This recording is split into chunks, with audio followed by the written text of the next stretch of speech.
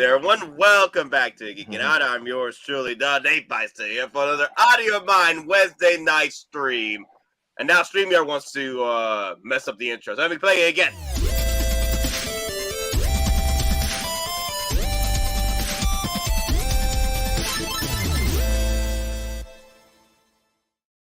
All right, there we go. That's what I'm talking about. All right, so I'm here today with the boys today.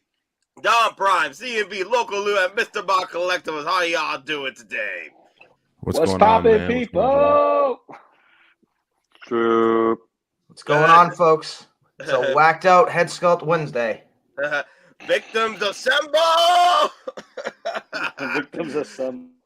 We're all the victims here today. It's victim season because everyone's getting waitlist conversions. You get a waitlist conversion. You get a waitlist conversion. Everyone gets waitlist conversions. Hey, welcome to the victim It's hood. the Hunger Games, man. Yeah, it's the victim hood. Oh my God, yo! What's in your wallet? No, it's what's in your wallet. What was in your wallet? What was in your wallet? Yeah, Hottoys is like, what's in your wallet? Howie owns my wallet, so.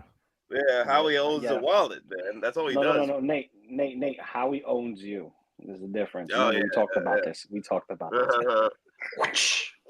Oh my God! At this point, I just need to send my direct deposit from work just to Howie right now. That's all. Yeah. So yeah, I got with conversions today too. So, but I already pre-ordered my Hobo Goblin already from another store. But I didn't get a waitlist conversion on that. And then I got a waitlist conversion on Mommy Thor, the exclusive edition. I'm like, cool. All right, so I get the battle damage helmet. All right, I'm not gonna use it because, dear God, Mommy's head sculpt, Mommy Thor's head sculpt is like, damn.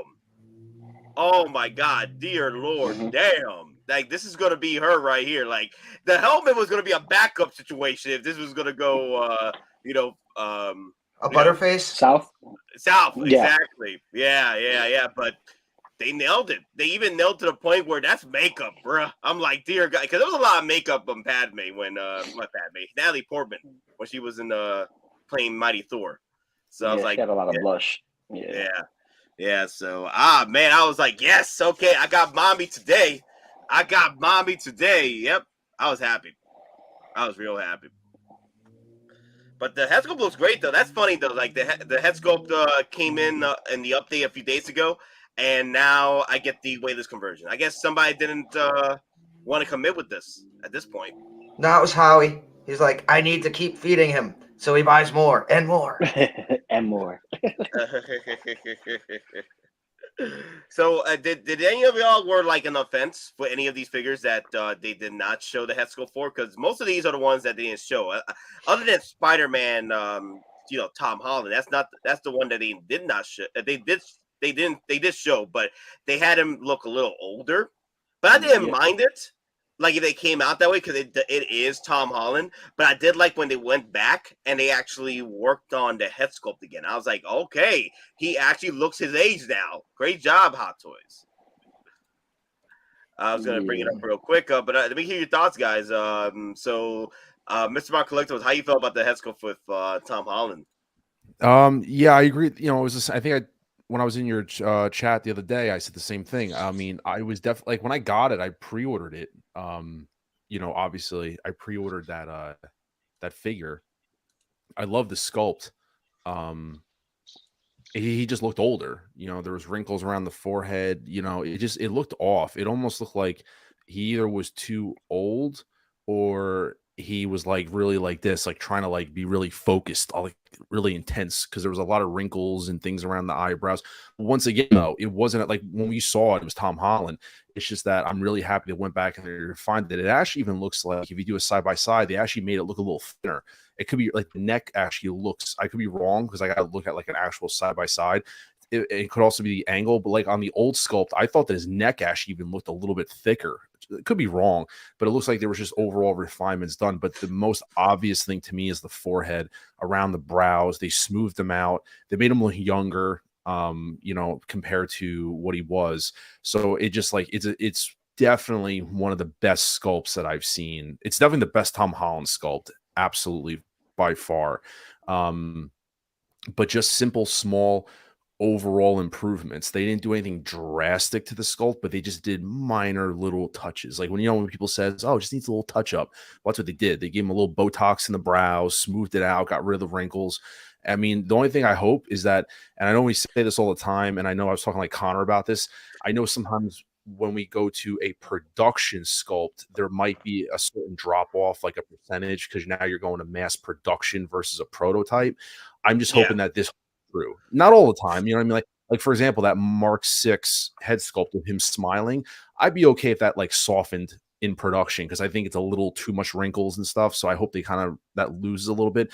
I really hope this is true when it goes to production, man, because this sculpt is it is beautiful. So I'm just hoping that when it goes to production, it hold the line and produce what we see here, man. I really hope so because this thing is phenomenal.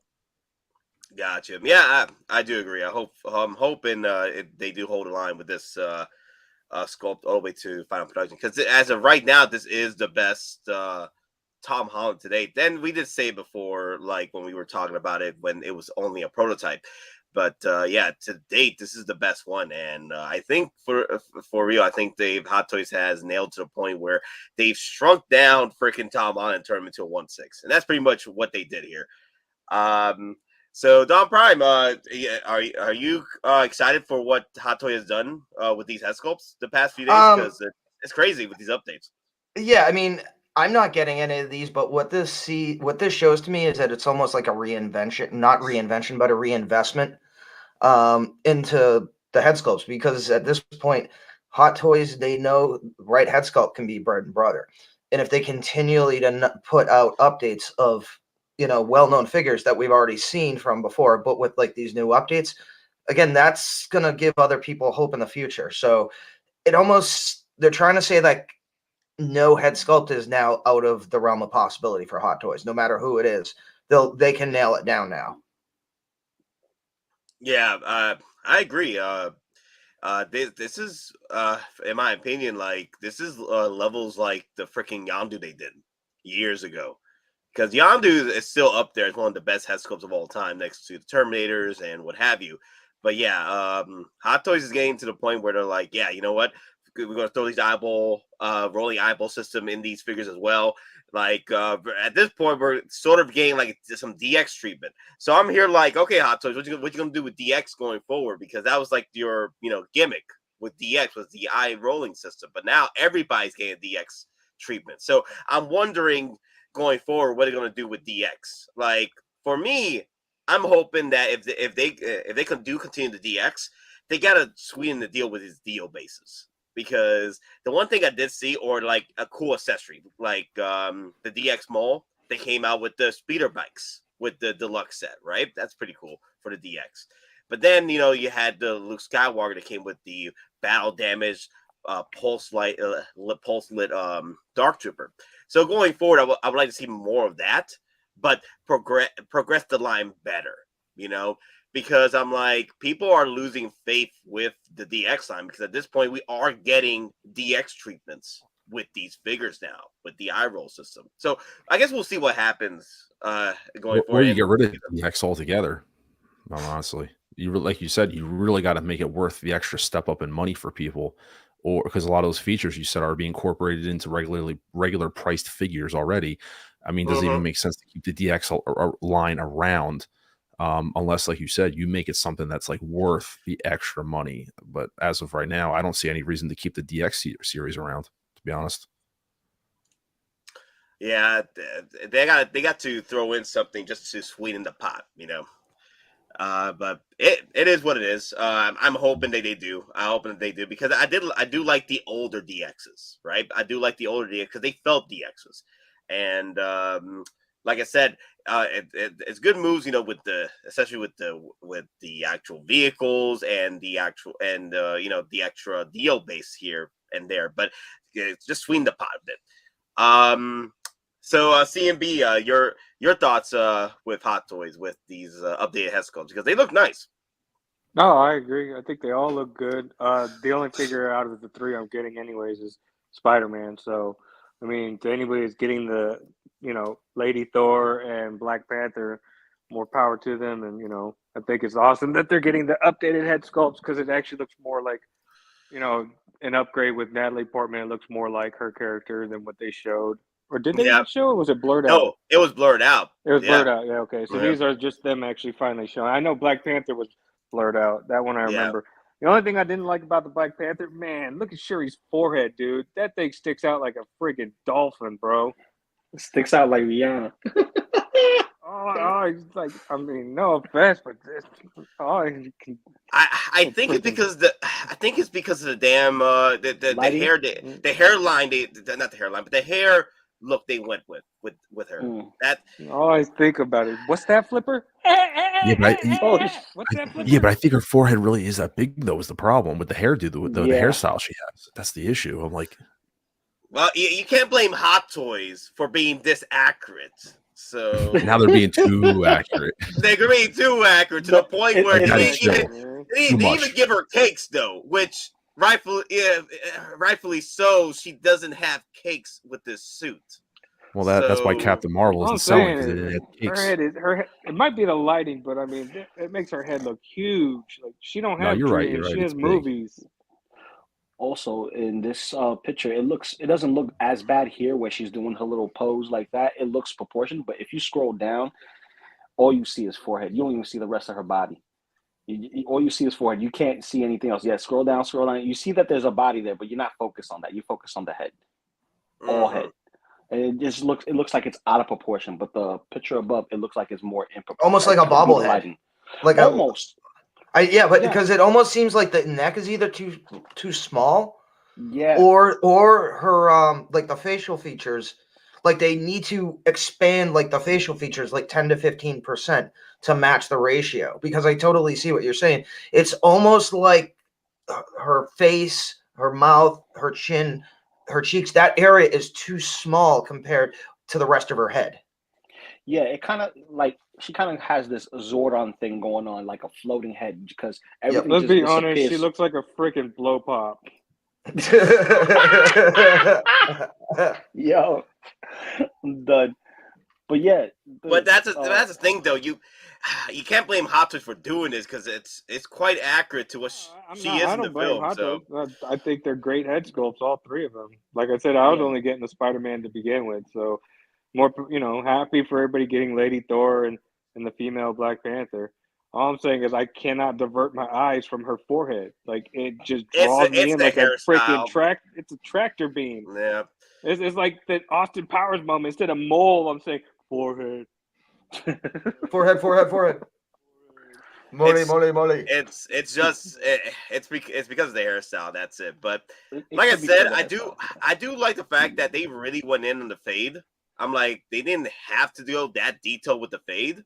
I was like, wow. They really went in, though. They did really went in with the hair. Yes. Because that picture with her arms crossed is not bad. Yeah. The one above. Yeah, that's not bad right there. It's not too bad. Like, if you scroll down and you see her arms and everything, it looks filled out. It's just like that one photo just doesn't do her justice. And I think it's also due to the lighting. The lighting is just not doing it justice as far as, like, not avoiding the obvious extension of that forehead. Any chance of the Hot Toy Namer? I am Namor. I'm really hoping that we do. I'm crossing my fingers that we do. I'm hoping that it's going to be a summer showcase because I'm going to be pissed off if we don't get it. And I have Black Panther over here. I can't pose her up to face off against Namor. I do want to have them, go toe to toe with each other. So I'm hoping. I'm hoping. Well, you get your first version of a Hot Toy Speedo then with Namor. Yeah. Mm-hmm.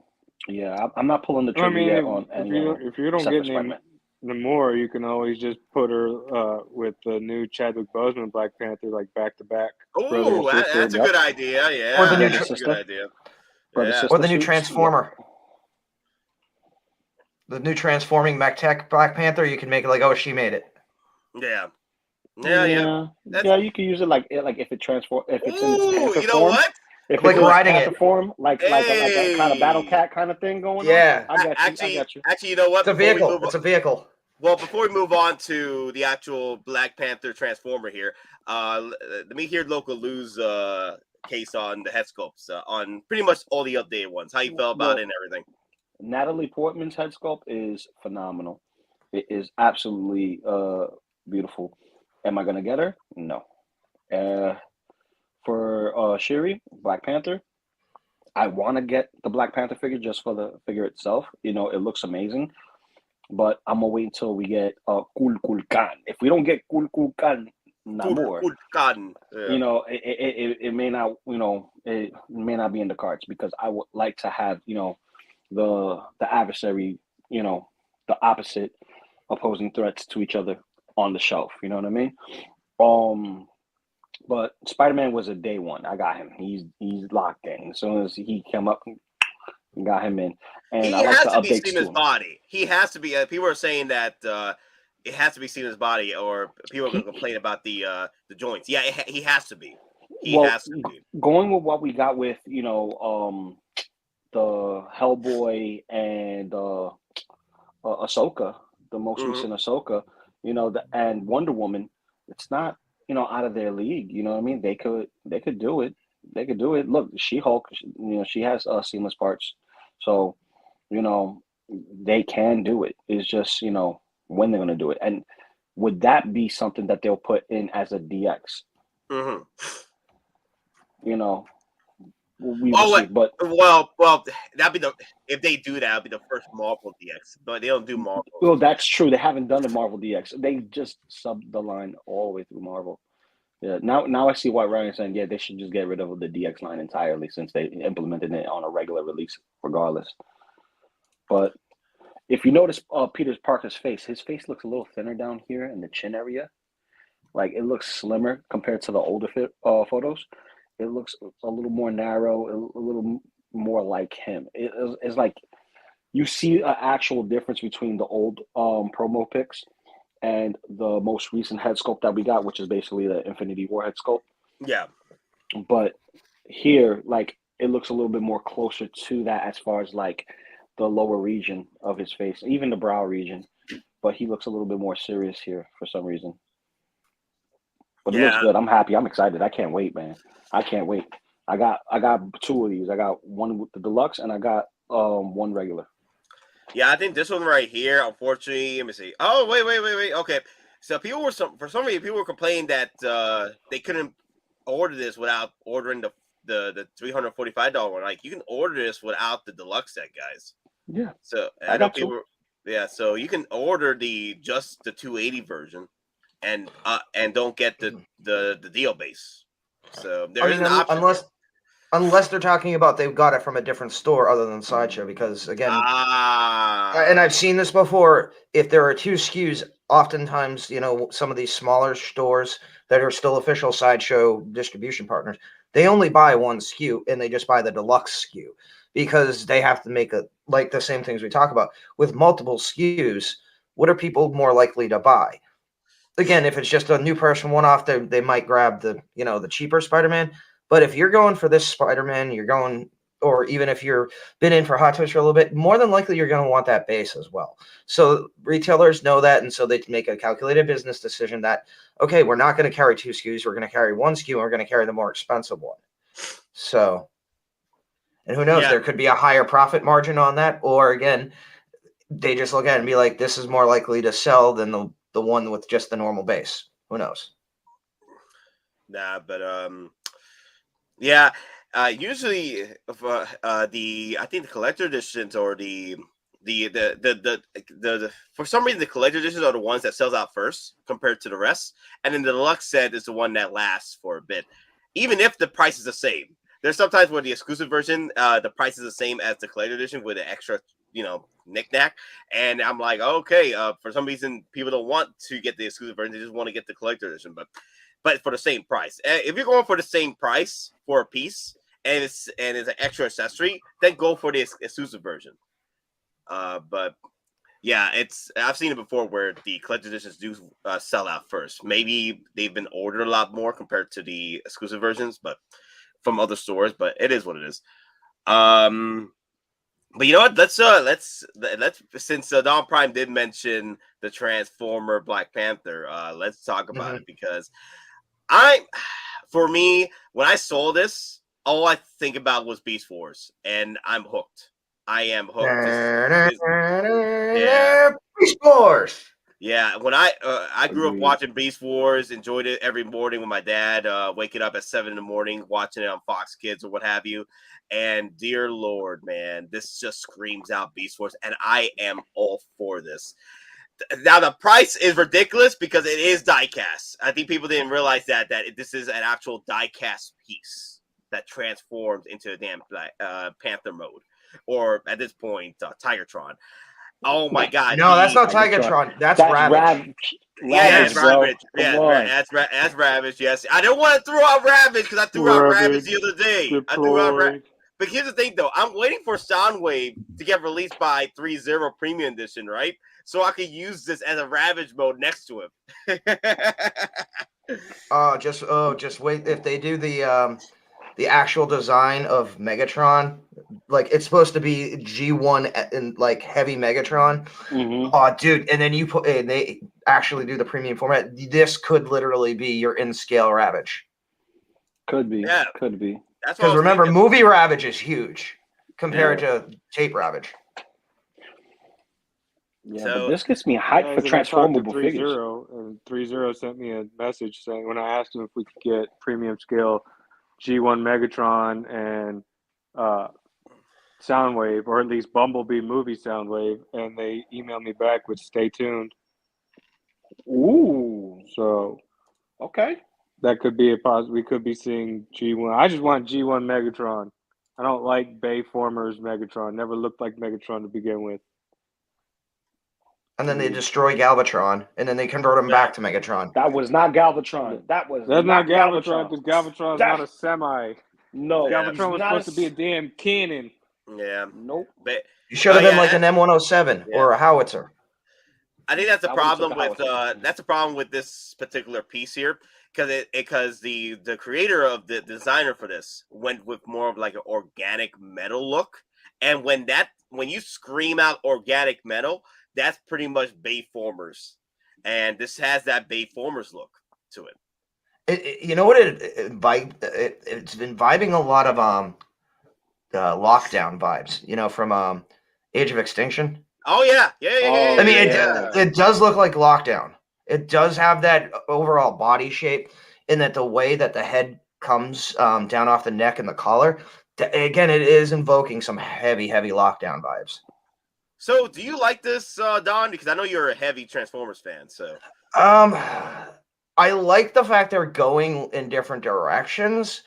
Now, for this amount of money, I just put it in my pocket and I'll spend the extra $400 to get the 4.5 foot tall Metroplex that's being made. Metroplex, yeah, baby. Well, I mean, again, Fans Toys is also going to be doing Fortress Maximus. I just want to see which one is larger. I'm betting Fortress. I'm betting Fortress. Well, all I know is they're literally going to be bigger than I am. Like, they're going to try to do some scale, like, they're going to literally try to make masterpiece scale city bots. So, yeah. Dude, it's going to be crazy. Definitely going to be crazy. But I love the fact that we're going to get a transformable hot toy. Yeah. So that opens the door for other possibilities, because they had the Transformer license before. What if they were to go and get some of the G1 stuff and go back? Because I know they did Prime, right? Like, it was like a Prime hybrid with. Well, no, they did G1 Prime. They basically did him from the Masquerade episode. Remember when like the Decepticon, like Starscream put on a costume of Optimus Prime? That's why you have the Starscream parts. So that's supposed to be Starscream in a Prime costume. Yeah, so they've done figures like that. So if that's the case, what's the possibilities of getting us a fully transformable figure from Transformers with the Hot Toys brand license? You know, who knows? I mean, they worked with Robeson, and the thing is, the Robeson Transforming Prime did so well, they released a second version, which is smaller and cheaper, and that is already all sold out. And now that's going to get its own trailer as well. So, Look I'm at that. thinking it's 3-0 that probably holds the contract for the 6 scale and larger figures type of deals for Transformers. Because if you notice, they're covering every size that there is, and they're covering every different type of universe. War for Cybertron, the Bayformers, the battle something, like all of the Yep. Transformer lines seem to be covered by 3-0. I'm assuming. So Yeah. I'm thinking they have the figure license, and then Prime One and XM have the statue license for them. Well, here's the I thing, wasn't though. saying G1 though, because Hot Toys did a G1 version of Prime / Yeah, that was way Starscream. back in the day. Yeah, But I'm That just was saying. before 3-0 grabbed the license, because 3-0 now holds the license. they have the license for non-transformable figures. The Yeah. license for transformable figures, again, that would be something that Hasbro needs to directly go. And again, they wouldn't license it out. It would be a direct partnership, because unless it's a high-end company that's directly working with Hasbro, like Robeson, anything that actually transform, Hasbro and Takara, they do not license that out anytime. They only do partnerships. Yeah. So I want to ask you guys real quick about. Actually, you know what? Okay, I think we heard Don Prime, Local Lou. Let's see, CMB. Because I know you were indifferent about this piece. Going forward. For me, I don't like it because with the title Mech Strike, I was assuming that it was going to be like the comics where they were in giant mechs. This is more of the Tech on Armor comic line than it is the Mech Strike. So for me, I wasn't wanting it, but I mean, I showed my kid and he wants it. Like he's absolutely in love with this thing. Like I showed it to him and he just was jumping up and down, screaming, "Yes, yes, please, can I get this?" So I could see where it could possibly, it's obviously going to get certain collectors, especially the Asian market, because at the end of the day, it's robots, that type of genre, and you could tell that that's where this is probably geared towards, is mostly Asia. And if it sells some in the States, then it's more of a bonus for them. But this is definitely one of those figures you can tell is just geared for Asia to add to more of the robot type of line. I think, though, that if let's say you have armorized Deadpool, you could use this and put this with armorized Deadpool. So like this can go with all your other characters that are armored up using the Iron Man stuff. So That's what I'm doing. That's where I could see, or you could just transform it as a Black Panther. You could put it next to Chadwick Boseman, Black Panther reissue, and then, like Don said, add Shuri to it. I mean, there's multiple things you can do with this figure once it's released. Like I said, I can also see like this could be a little their way of with it transforming. Could be Hot Toys' way of trying to get younger collectors into the game, because kids are all about toys that transform. So this could get, like, I'm not saying like kids, like small kids, but younger collectors that are probably like my son's age, 12 and up, who are like starting to getting into collecting and all about the higher ends models or figures, that this could be their entryway into it. And this could just be Hot Toys' way of trying to bring in the next generation. Like, like how George Lucas did with the Phantom Menace, with all the CGI characters like Jar Jar and all that. That was all geared to getting a new generation of fans. So this could be Hot Toys' way of doing the same thing, getting a new generation of collectors into the game by giving us like transformable figures. I am curious to see what else comes from this line, though. But for me, as of right now, I don't have any urge or desire to get this figure. I mean, if it goes bargain bin and there's a great deal, I might grab it and then I can put it with armorized Deadpool. But other than that, more power to everybody that's getting this. I think it is pretty cool that Hot Toys is doing something new where we're getting figure that can actually transform. That is completely different. That's something I didn't even think that they were going to ever do, So, but for me, it's an easy pass. And that price tag, I already got to buy one for my kid, man. I'm not buying another one for me, like I said, unless it goes bargain bin. That price tag, when I saw that, I damn near fainted. Yeah, at this point, I don't think if Sideshow is going to go forward the way they are with buying smaller batches, or limiting to how much they buy depending on the pre-orders and the hype, they're probably going to go, and this probably will sell out at some point, kind of like what happened to Mark III and went waitlist. But I do want to hear Mr. Mount Collectibles. Like, what is your thoughts on this piece? Are you excited for it, or if you are excited, but you're not going to pick it up? As one, it saved me $455.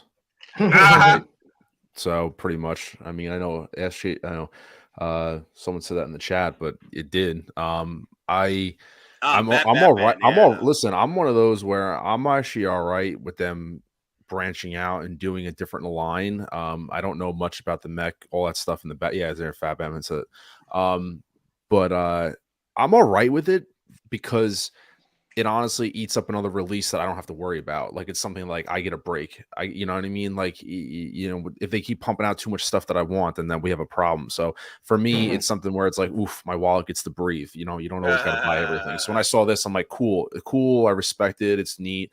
It's everything what CMB said. I'm not going to repeat too much, but the one thing I look at it, I'm just like, I hope Sideshow's got some replacements on hand, because I can definitely see people breaking this thing trying to transform it if it's all diecast. It'd be interesting to see the first reviews when it comes out, how easy the transformation of it really is. I mean, you can sit there and look at it, but I'm just interested how much. And and if you're that person that wants the army build, for almost $500, man, to buy two of them, to keep one in one form, one in the other, that's asking a lot of people. I'm just wondering though, how many times you transform it, are little bits and pieces going to start breaking? You lose. I mean, we don't know a lot about the actual transformation process yet, but that's just interesting. That's something interesting to see with the first reviews when it comes out, but it's pretty cool. I mean, I like it. For those who get it, that's fantastic. But as I said, that's just one slot. That's something that I don't got to worry about. I can just keep paying off my stuff and wait for something that I really want to jump on. You know what I mean? So I passed on this, and I got Bo-Katan instead. I'm more happy about that coming than this. So, but for those who get it, all power to you, man. It's like I basically, repeating what CMB said at this point. It's obviously geared to Asian market, which makes sense with all that. They'll eat that up, and I think this thing will sit in the unless Sideshow ordered less, it may sit in the bargain bin. I mean, I think they'd be smart to order less on this one, because I just don't see it selling that much, honestly. Yeah, it does have those Iron Man features as well. Yeah. But even the Iron Mans that were up for pre-order are now going on waitlist because of them being more limited to their purchases now with Sideshow. So going forward, this one might be waitlisted before it actually hits in stock. But we'll see what happens with that. But once this starts going low stock, I'll probably place my order then. But I'm going to see how long. I'm going to play the wait game and see how well it does over time. So, Lokaloo, your thoughts? Dude, I can't wait to get this, but I'm going to do what I usually do. I play the wait game, especially with something that it costs more. Like, I learned my lesson with, Armorized Deadpool, because obviously the special edition is still sitting. But this was, 2 years ago? We had a timed pre-order, and it was a different climate at a different time. We were in a different point in time. Now we're here where pre-orders are getting waitlisted. So, I'm going to keep a watchful eye on this, but I'm excited because it's different, and it also brings me back to something else that I do love, which is Transformers. I don't have too many Transformers, but how much of this is actually a Transformer versus a part swap, kind of like the Mark 50? Or the Mark That's what 7. I'm wondering. Or the Mark 7, which you have specific parts that come out, like the forearm parts come out from him, the calf parts come out from the Mark 50, so you can do the leg swap with the extra accessory pieces. How much of it is that, and how much of it is, actual transformation? That's my thing. I don't know how much of it is an actual transformation versus part swapping. I'll say at least by looking at the joints and the formation, 75% is probably transformable, because you got the hip joint, which is probably like the Iron Man where you can extend it out, for the additional length, the actual joint. But then there's probably like an additional ratchet. So where you can actually, instead of going like out and in, where you can actually like rotate the different hip portion, Yeah, I know what joint you're talking about. I know what joint you're talking about. But Also, if you look at his back, it looks like they just took what a compressed back was on an Iron Man, and just like when you extend it, you have the ability to do that, Yep. superhero landing pose. Mm-hmm. They did that, and it makes him look more feline. Plus, the way the shape of the specific figure looks, he looks very feline, very elegant, if you will. That manga look, if you will. So, it lends itself great for the form in transition, but I don't know how much of it is actually transformable versus swappable parts. And that's the thing. Is it an official transformer, which me and you, Don, and everyone else here who owned a transformer know about folding parts and compressing parts and coming to a different body altogether versus taking out a piece, putting it in the box, and putting another piece in that looks different. Yeah, isn't there like a percentage of for a transformer to be a transformer figure, like a percentage of how much of it transforms? Dom Prime. Yeah, I mean, again, some figures they're called, like the Loco was saying, they're literally called parts formers or part swappers. Part swappers. Again, like some of the God Jinrai Prime, which is basically Power Master Optimus Prime. If you want to make the full one, you have to take his trailer off, and you literally like play with the trailer. Like Masterpiece Ultra Magnus. Yeah, he's technically a parts former in the fact that you take his parts and you swap them, but you don't take anything off or on. You just physically move the parts. But then, like some of the higher combiners, you literally, again, it's just part swapping because you need additional parts in order to make the G-Stalt or the combiner. Like the actual, for Motormaster, cars are his legs, but for some of the Masterpiece figures of third-party companies, you don't actually use the cars themselves. There's a bridge where they physically sit on, and there's a whole separate piece either made of die cast or high poly ABS where you physically sit the car in to make it look like the car, but you're just parts forming the car, if that makes sense. Okay. It depends on the company, but it also depends on the character and the complexity of the character and what the alt mode is. Is it a jet? Is it a car? Or is it, some space age thing? That also plays a fact into it too. Yeah, just like my favorite character, Ultra Magnus, he, depending on which company made him, he's either a parts former where his trailer comes apart and he turns into a white version of Optimus Prime, and you have to put the pieces on him, or when you transform him, the convoy doesn't transform at all. You don't get a white version of Optimus Prime, and it's just the entire trailer with the vehicle that makes Ultra Magnus in his full City Commander alternation war. You know what I'm saying? Exactly. The Masterpiece. That's a perfect example. The Masterpiece and the what was it? Fans Project. One? Oh no, no, I don't think Fans Toys have done. They like KFC, KFC. That's the one. Oh, KFC. I had one way back. That was the worst one of the worst figures I ever got. But the idea is, we're not talking chicken. Oh yeah, Keith's Fried Chicken. That's the actual name of the company. But yeah, I mean, it all depends on what, like Loco's saying. The cab, the white, Optimus Prime brother cab, it's physically attached to the trailer for the most part. So if you want to transform them, it's to the point there's no separation. The trailer is literally armor around him, and they designed it from that setup. Where the original toy, you literally have to stick the cab in the back of the armor. And again, this is kind of a little more advanced than this. I'm saying this is going to be in a spirit of an actual transformer. Okay. Nate, what does the description say on the figure, on the listing? What does it say? Does it say transformable or part options? What's the listing on it? I remember, I think it did mention it just transforms. It's not parts out. Because if there was additional parts, it would show that, in the that's what I'm asking for. Is there a listing for the parts? Go to the master photo where it shows all the options and the display base. That might show something. Well, it does say, alternate display option. Yeah, go right there. Go right up. Go back down because it'll show you if there's any parts forming. There you go. Doesn't look like it. I mean, there might be compression pieces. There we go. If you look at the knee area, it looks like those knee parts probably pop off, which allow you to then manipulate the legs and the cat legs. I don't think Yeah, give anything them the pops hack to off. extend it. I think it's just it's like a 360-degree joint, so it lets you go backwards and forwards.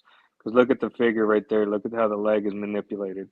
It looks like all it does is it leans forward, and then you can just change the leg poses. And then the head, if you look at the mouthpiece, you probably just take off the mouth faceplate and add one that gives it the cat mouth. Because all this is it just looks like old school Transformer type of deal where you just bend it over, probably twist the back to the different degree, to the different angle, and then bend the arms and legs to change into an animal pose. Yeah, I see what you're saying. Like maybe if you just remove the kneecap and then Or- just have it or- extends the other way. Or it's like one of those hidden double joints where you actually pop the kneecap in on itself in the road, and then when you transform it back, you pop it back out for that. So basically, you're removing. That's what I joint. meant. Like you Yeah, pop exactly. the knee out, but the joint itself is a 360 joint. But if you look at the way that this figure is, it's basically the legs turned. It's like you twist the waist, like the old school Transformers. You twist the waist, and then look at the legs. Then you just twist the legs and then manipulate it to a cat form, and then the arms you just twist around, bringing it forward to because it's back where the spikes are. That's his chest.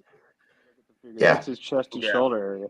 So it's literally you just take the figure, you twist the waist, and then you just manipulate the arms and legs into an animal type of mode.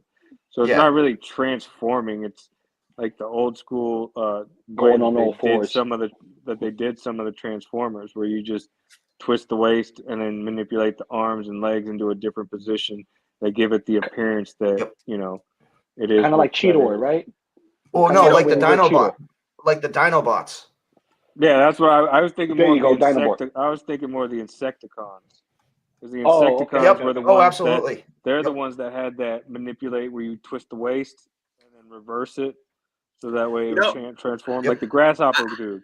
That's the one that I get the vibes Yeah. for this, where you twist the waist, you change the legs because you have the ability to manipulate the legs backwards, which would then give it the grasshopper like looking legs. So that's what I see with this figure is.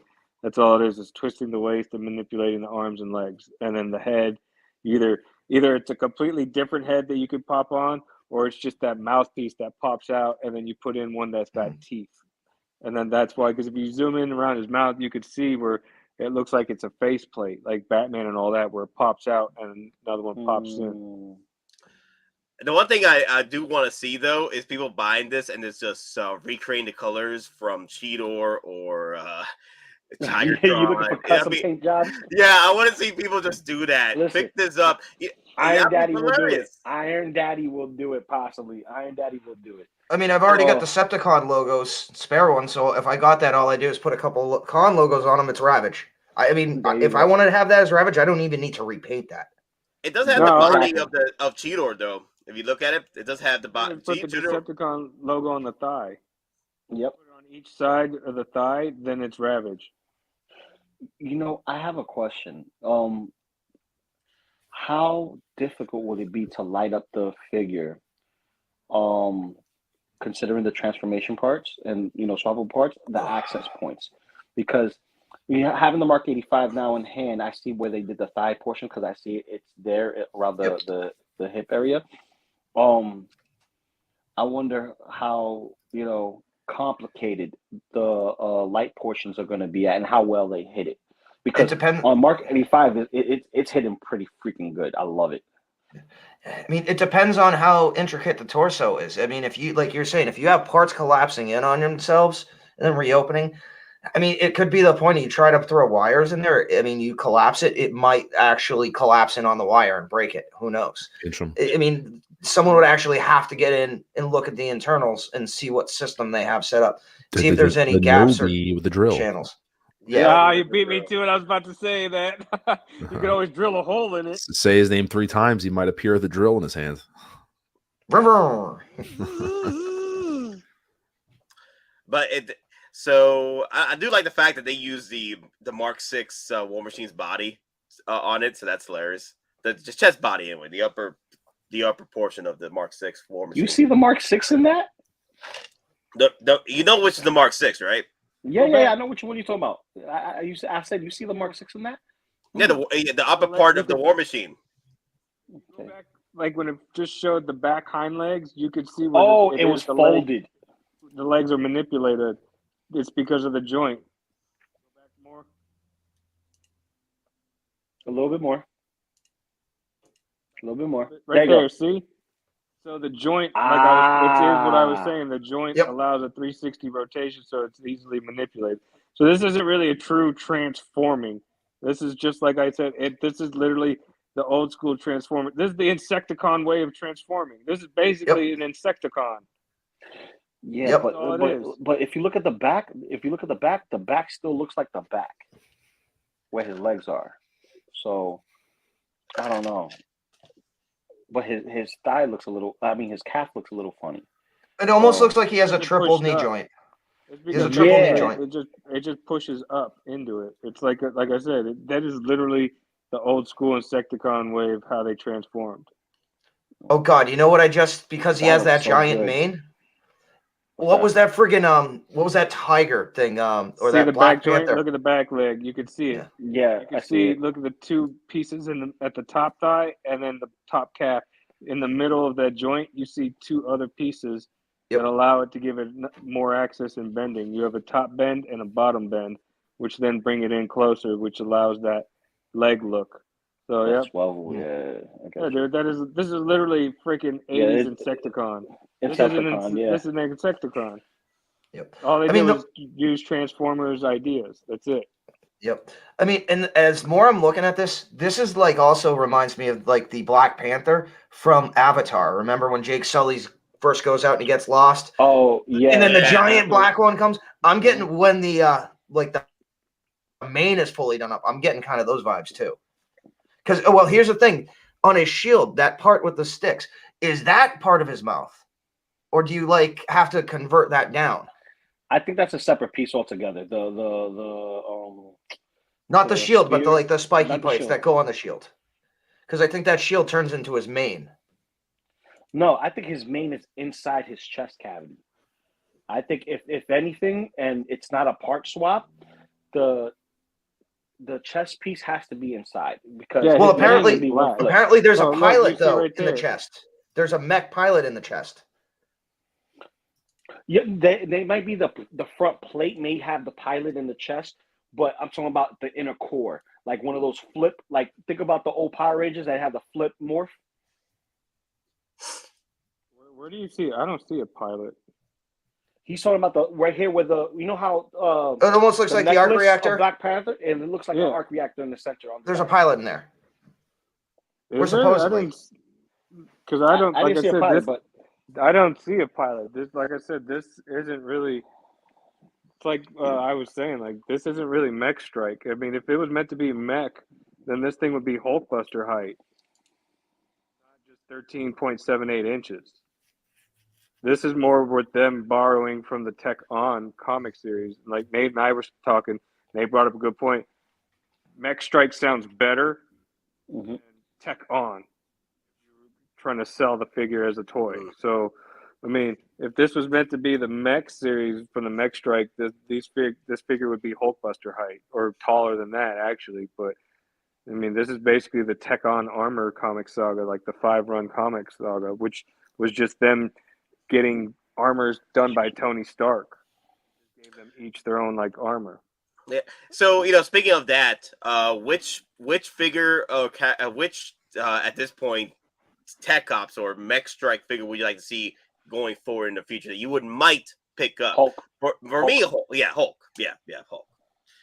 Yeah, for me, I want like a Hulk Mech Strike nearly the size of a Hulkbuster. That'd be nice. Dude, Hulk looks like Megatron. That's why I want him. Hulk looks like Megatron. Also, I ain't gonna lie, the Black Widow looks tough. The Black Widow Mech Tech looks tough. Thor looks nice. Cap is okay. Spider-Man's okay, and Iron Man looks like a straight up Hulkbuster. Iron Man was looked like Wolverine? friggin'. Well, are we talking mech strikes? No, now are we talking tech on armor? Now I'm getting confused. Mech strike, because Nate is asking for Mech strike because it will be something that coincides with this. Because tech on, you could go straight to SH Figure Art to see all the tech on stuff, and tech on stuff looks amazing. tech on basically looks like Play Arts Kai stuff.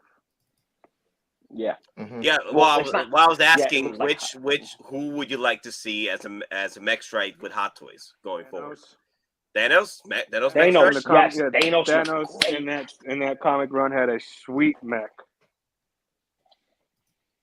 Oh my Wow. God, Galactus proportions.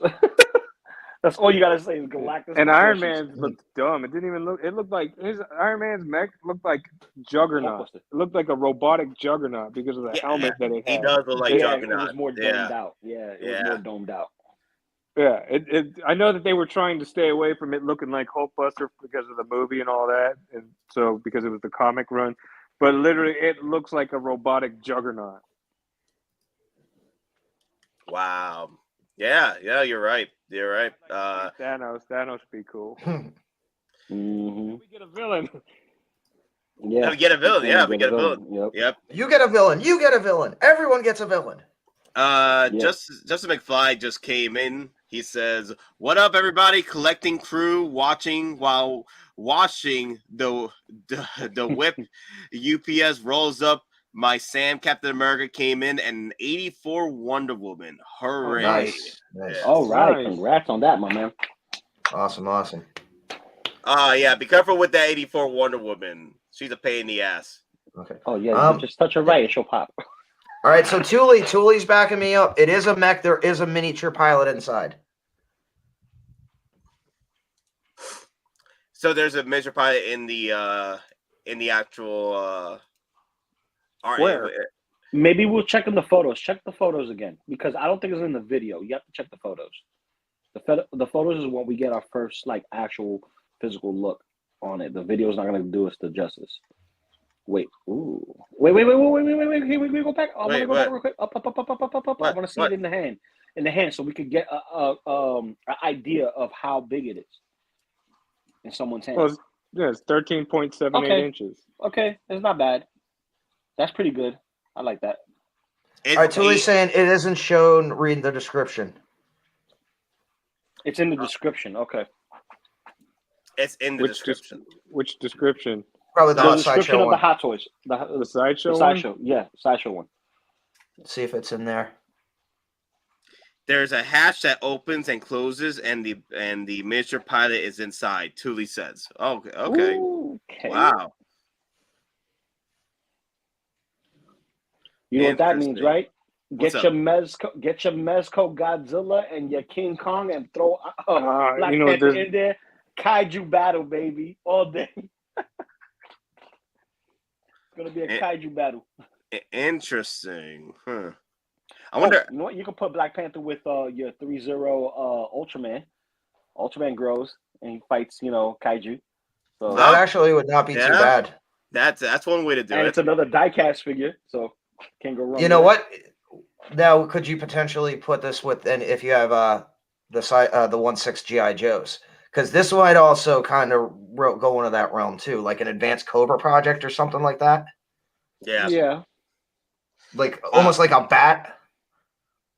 Just a big fly. This will be heavy because it is diecast, so it'll be heavy as an Iron Man or War Machine.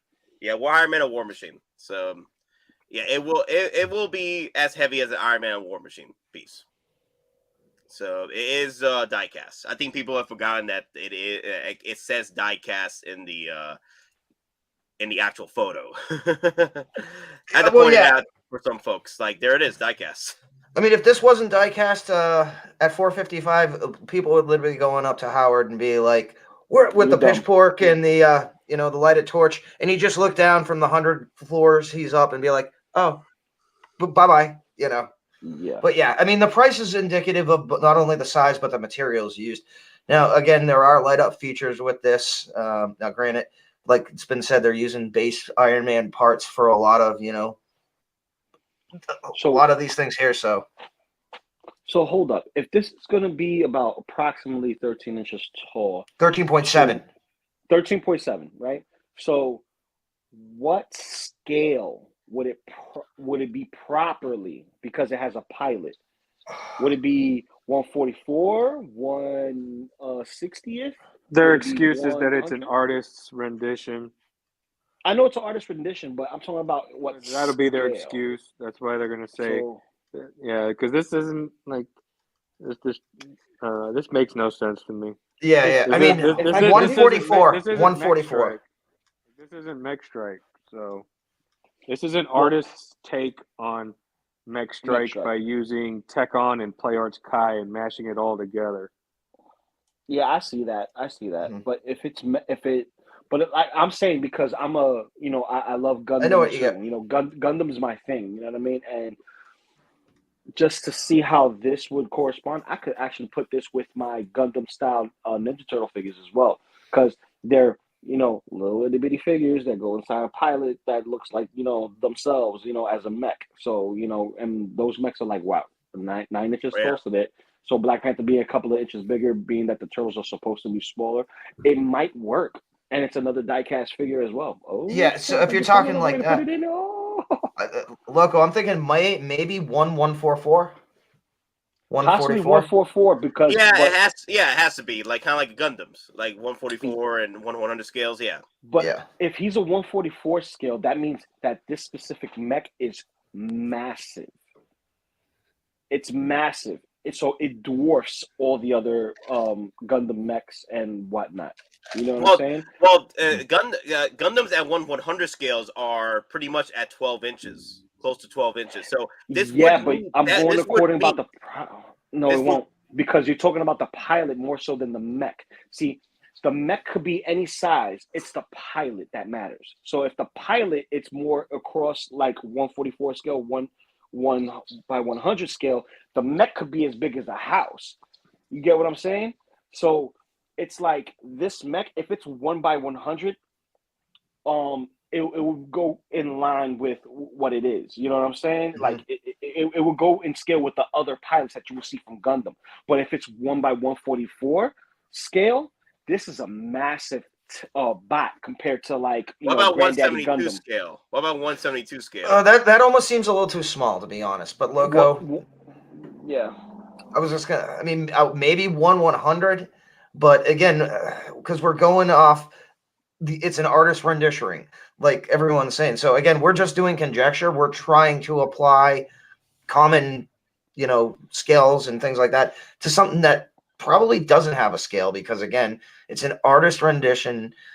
They've taken influences from different places, so there might actually be no proper scale because this is just a guy that was given the opportunity by Hottoys to design this, and he went all out. So there's always a scale, but what I'm saying is this, because they're putting this in the Hottoys property, so it's around 13 inches tall. Which is the inches in form of a figure. But if you was to put this in, proper scaling, and you was to make this a real world mech, that's where the scaling comes. Is it 1/100? Is it 1/44? Is it 1/60th? That type of scaling. Because I'm thinking if I was to put this in with like Gundam or anything of that, what like this specific mech of Black Panther, how big is the mech itself in comparison to like Granddaddy Gundam, Heavy Arms, Wing Zero? Those specific mechs, because they all have different lines and different heights. I know I'm going into a different tangent here, okay. but that's because there's other things that I like, and being that this is a piloted vehicle, I'm going to use the term vehicle with quotes, and there's supposed to be a pilot inside. How small is the pilot in reference to what I already know that has scale? I guess we'll find out when we actually buy it. Loco, I know Ash was asking you way earlier. Are you going to pick this up? I said yes. I'm going to pick this up, but I'm gonna wait. I'm going to buy my play the time wait game? because it's expensive. First and foremost, it's an Iron Man price figure. Yeah. And anything with die cast has been either bargain bin or it will go waitlist according to the new climate. So I'm just gonna wait and see if I could get it for a deal. If not, I'm just gonna buy it outright. Because you don't want to play with the waitlist game. Yeah. For me, I was going to go forward this without no stops. People were already calling me crazy because I love this damn thing. I was like, I'm not crazy, man. I like it. Hell, I love it. Yeah. I want you to know that I do it all again. This is a circus, all right? It's a charade. It's an act. There's bullshit about how crazy I am. I ain't crazy. I'm not crazy. Okay? I know what I did. I know who I am. Down, I did it because I liked it. Hell, I loved it. I'm saying, I'm just itching. I'm itching to do it again. And you think what? You think you're gonna send me to a nut house? Some doctor, they're gonna get me to stop from doing what I want to do? Well, that ain't happening. Not on my watch. Yeah, Not man, on my watch. I love it, man. I love it, man. If people were calling me crazy, like I buy anything these days now. Damn, the freaking chats and the comment section of that post got real crazy to the point where it's at the end of Hot Toys. It was ridiculous, man. I was wow. I wouldn't say it's the end of Hot Toys. I say it's them being innovative and thinking outside the box and tapping into another genre or another medium where people that are into that kind of stuff, people driving mechs, it's kind of like introduction, like here's Hot Toys, we have a mech for you, and here's the rest of our properties that if you're not familiar with, you know what I mean? We got Spiderman, we got Star Wars, we got other private stuff like Hellboy and so on and so forth. You know what I mean? If you're into mechs, we got RoboCop coming down the line. You know what I mean?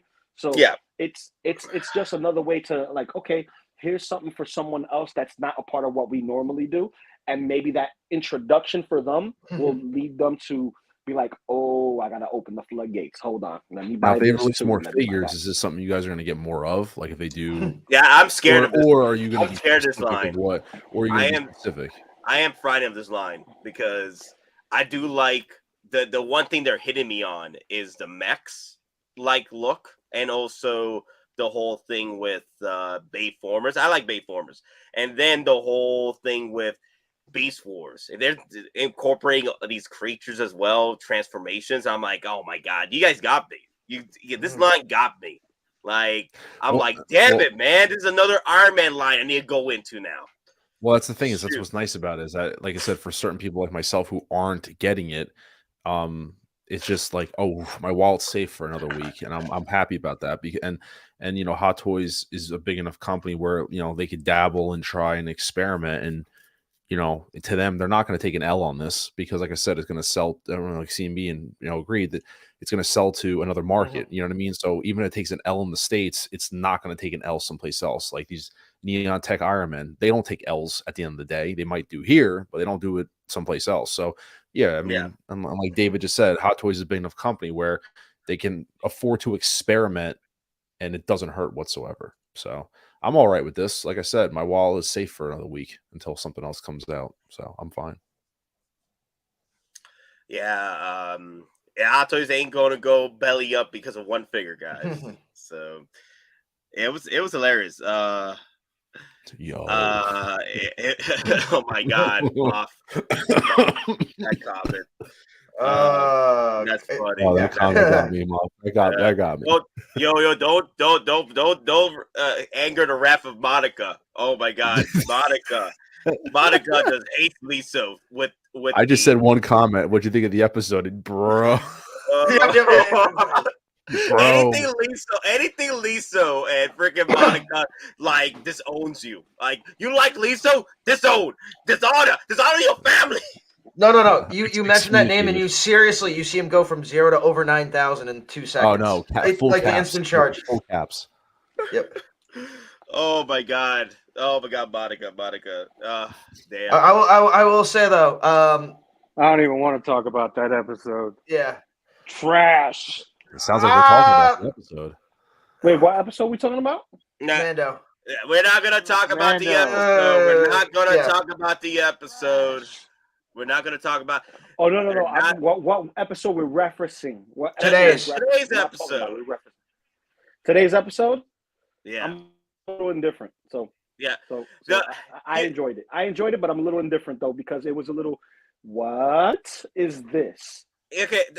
The one thing I am going to say though, there is a story there, and they could have done it properly with an actual fight, but I guess budget-wise they couldn't do it. I'm like, of course you couldn't do it budget-wise. You brought in Liso and two other people. And Jack Black. Of course you didn't have the budget. No. Forget that. They're cheap. They're cheap. The one who costs money is Doc Brown, baby. Come on. No, that's not true. That's probably Here's the thing.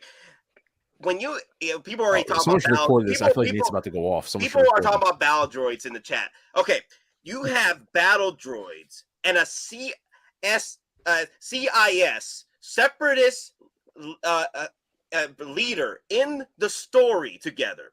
You couldn't figure out a way to bring out an army of freaking battle droids into the mix and have the Mandos go up against the battle droids to save the city.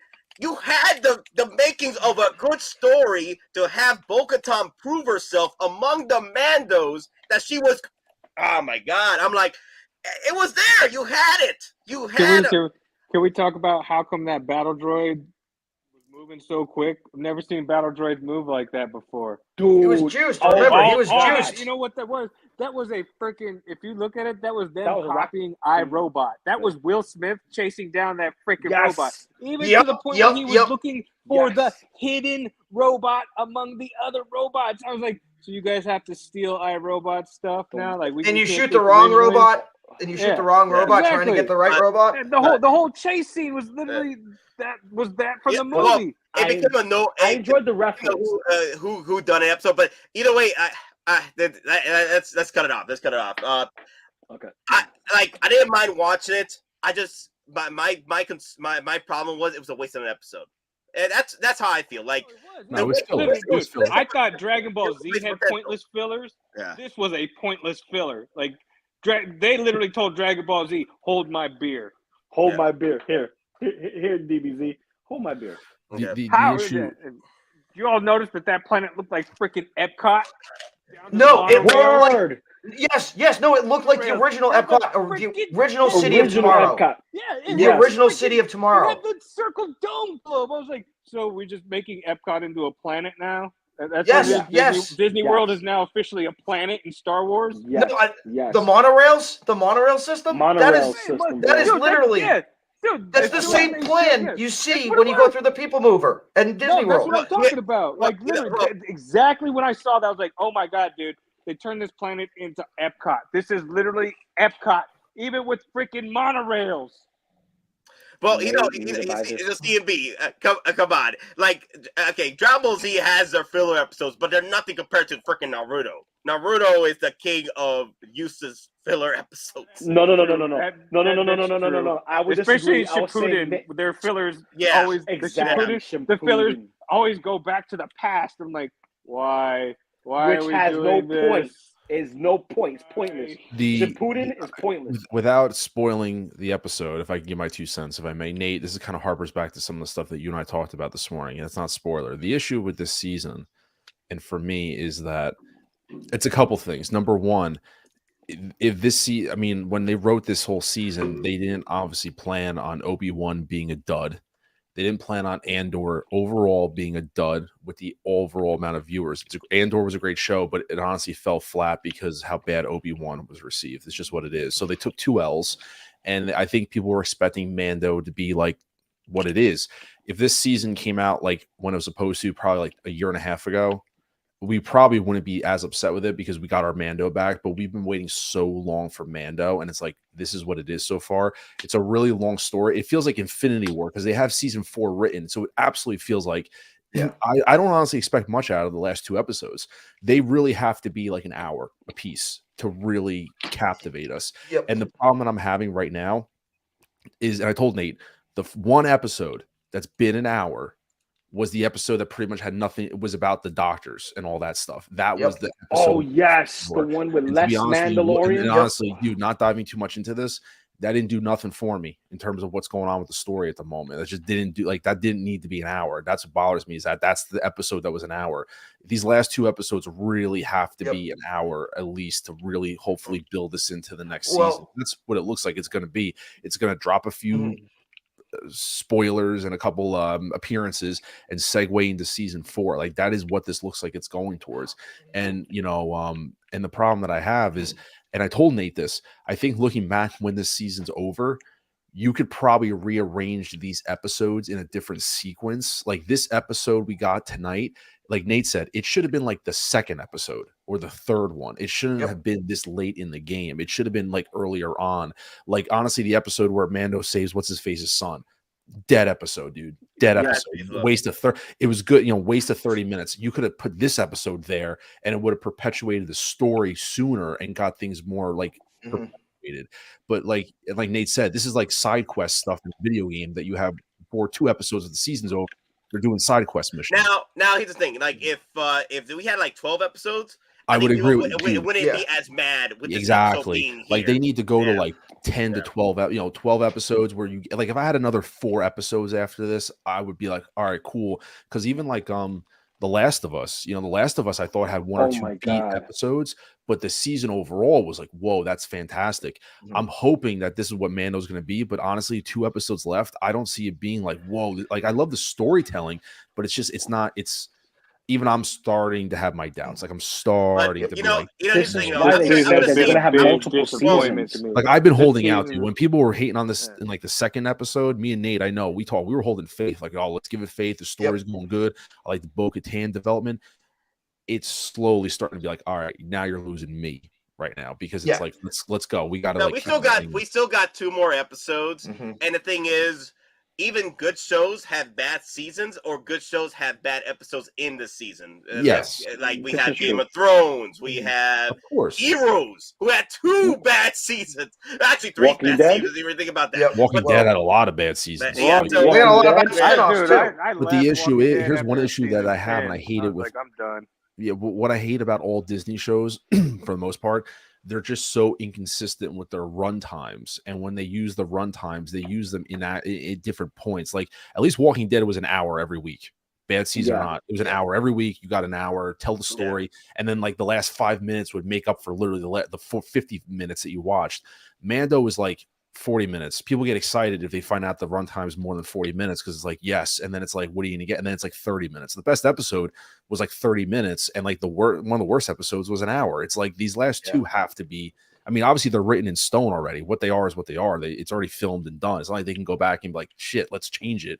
But you can't do that. It's what it is. So for me, the one thing I've been enjoying about this season, though, is the relationship building between Bo and Matt. I know people are going to be cringed about that because I don't want that romance happening. I want the romance to happen. I want that friendship to happen to create something. Okay, because I do enjoy planking helmets. I'm telling you right now, man. I haven't seen more than just friendship. Because Bo is now like, oh my, you on my team now, man. I've always been on your team, girl. I've always been those cakes, baby. Those cakes always been. Listen. He was trying to get between some best scars, baby. Listen, cars are best. All I see on Facebook right now is Bo-Katan Hottoys, so that tells you something that everyone loves her now because everyone's buying the figure up. I mean, I got her coming next week, so I think they did a fantastic story arc with her. To like, I hated her, I didn't care for her, I should say, and they really developed and flushed her out where she is great. But it's like Bo-Katan. Oh, by the way, and here's Mando. Here's Mando right here. Can I just literally been Mando season 3, Book of Bo-Katan. Yeah. Yeah, but I'll just jump in real quick. Just jump in real quick though. And what we're seeing though is, again, part of it is because of the vid and everything that happened, but others is because of certain firings. Now, if you've actually watched this season, there were key elements that you thought do not belong in Mandalorian. And what are those? That's basically, the talking about the Rangers. What's his name? The pilot that goes to. That was all from the Ranger show. Yeah. Yeah, that was from like the Ranger show. The whole doctor thing, that literally was taken from the scripts of the Ranger show. So I don't know if they're taking the early scripts and just putting in there, and they're going to save the other scripts that they didn't use for, like, say, Skeleton Crew. But it almost seems like at a certain point, and it goes back to Book of Boba Fett, they didn't know what the hell they were doing, and now they're just literally taking old scripts and trying to patch it into Mando Season 3. But as I've said before, Mando Season 3 at this point is Iron Man 2 of the Star Wars didn't they, universe. that's They're the other trying to thing. set so many things up. And you know what? That's the other thing I hate about it. And I told Nate about this. And if anyone knows, and I just got this kind of like deja vu moment. If anyone ever saw that show Nip Tuck on FX, Yes. that was a great show, right? First couple seasons were fantastic, and the guy Ryan Murphy, you know, obviously he wrote everything.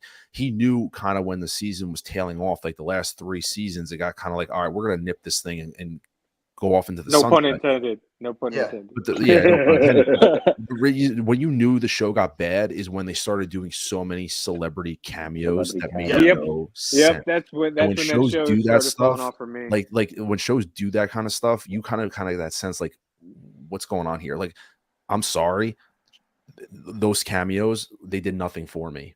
They did nothing. I'll give Christopher Lloyd a pass because he's not Brown. I'll give him a pass. Well, Christopher Lloyd, I really enjoyed his backstory that they gave us with him. He gets a pass.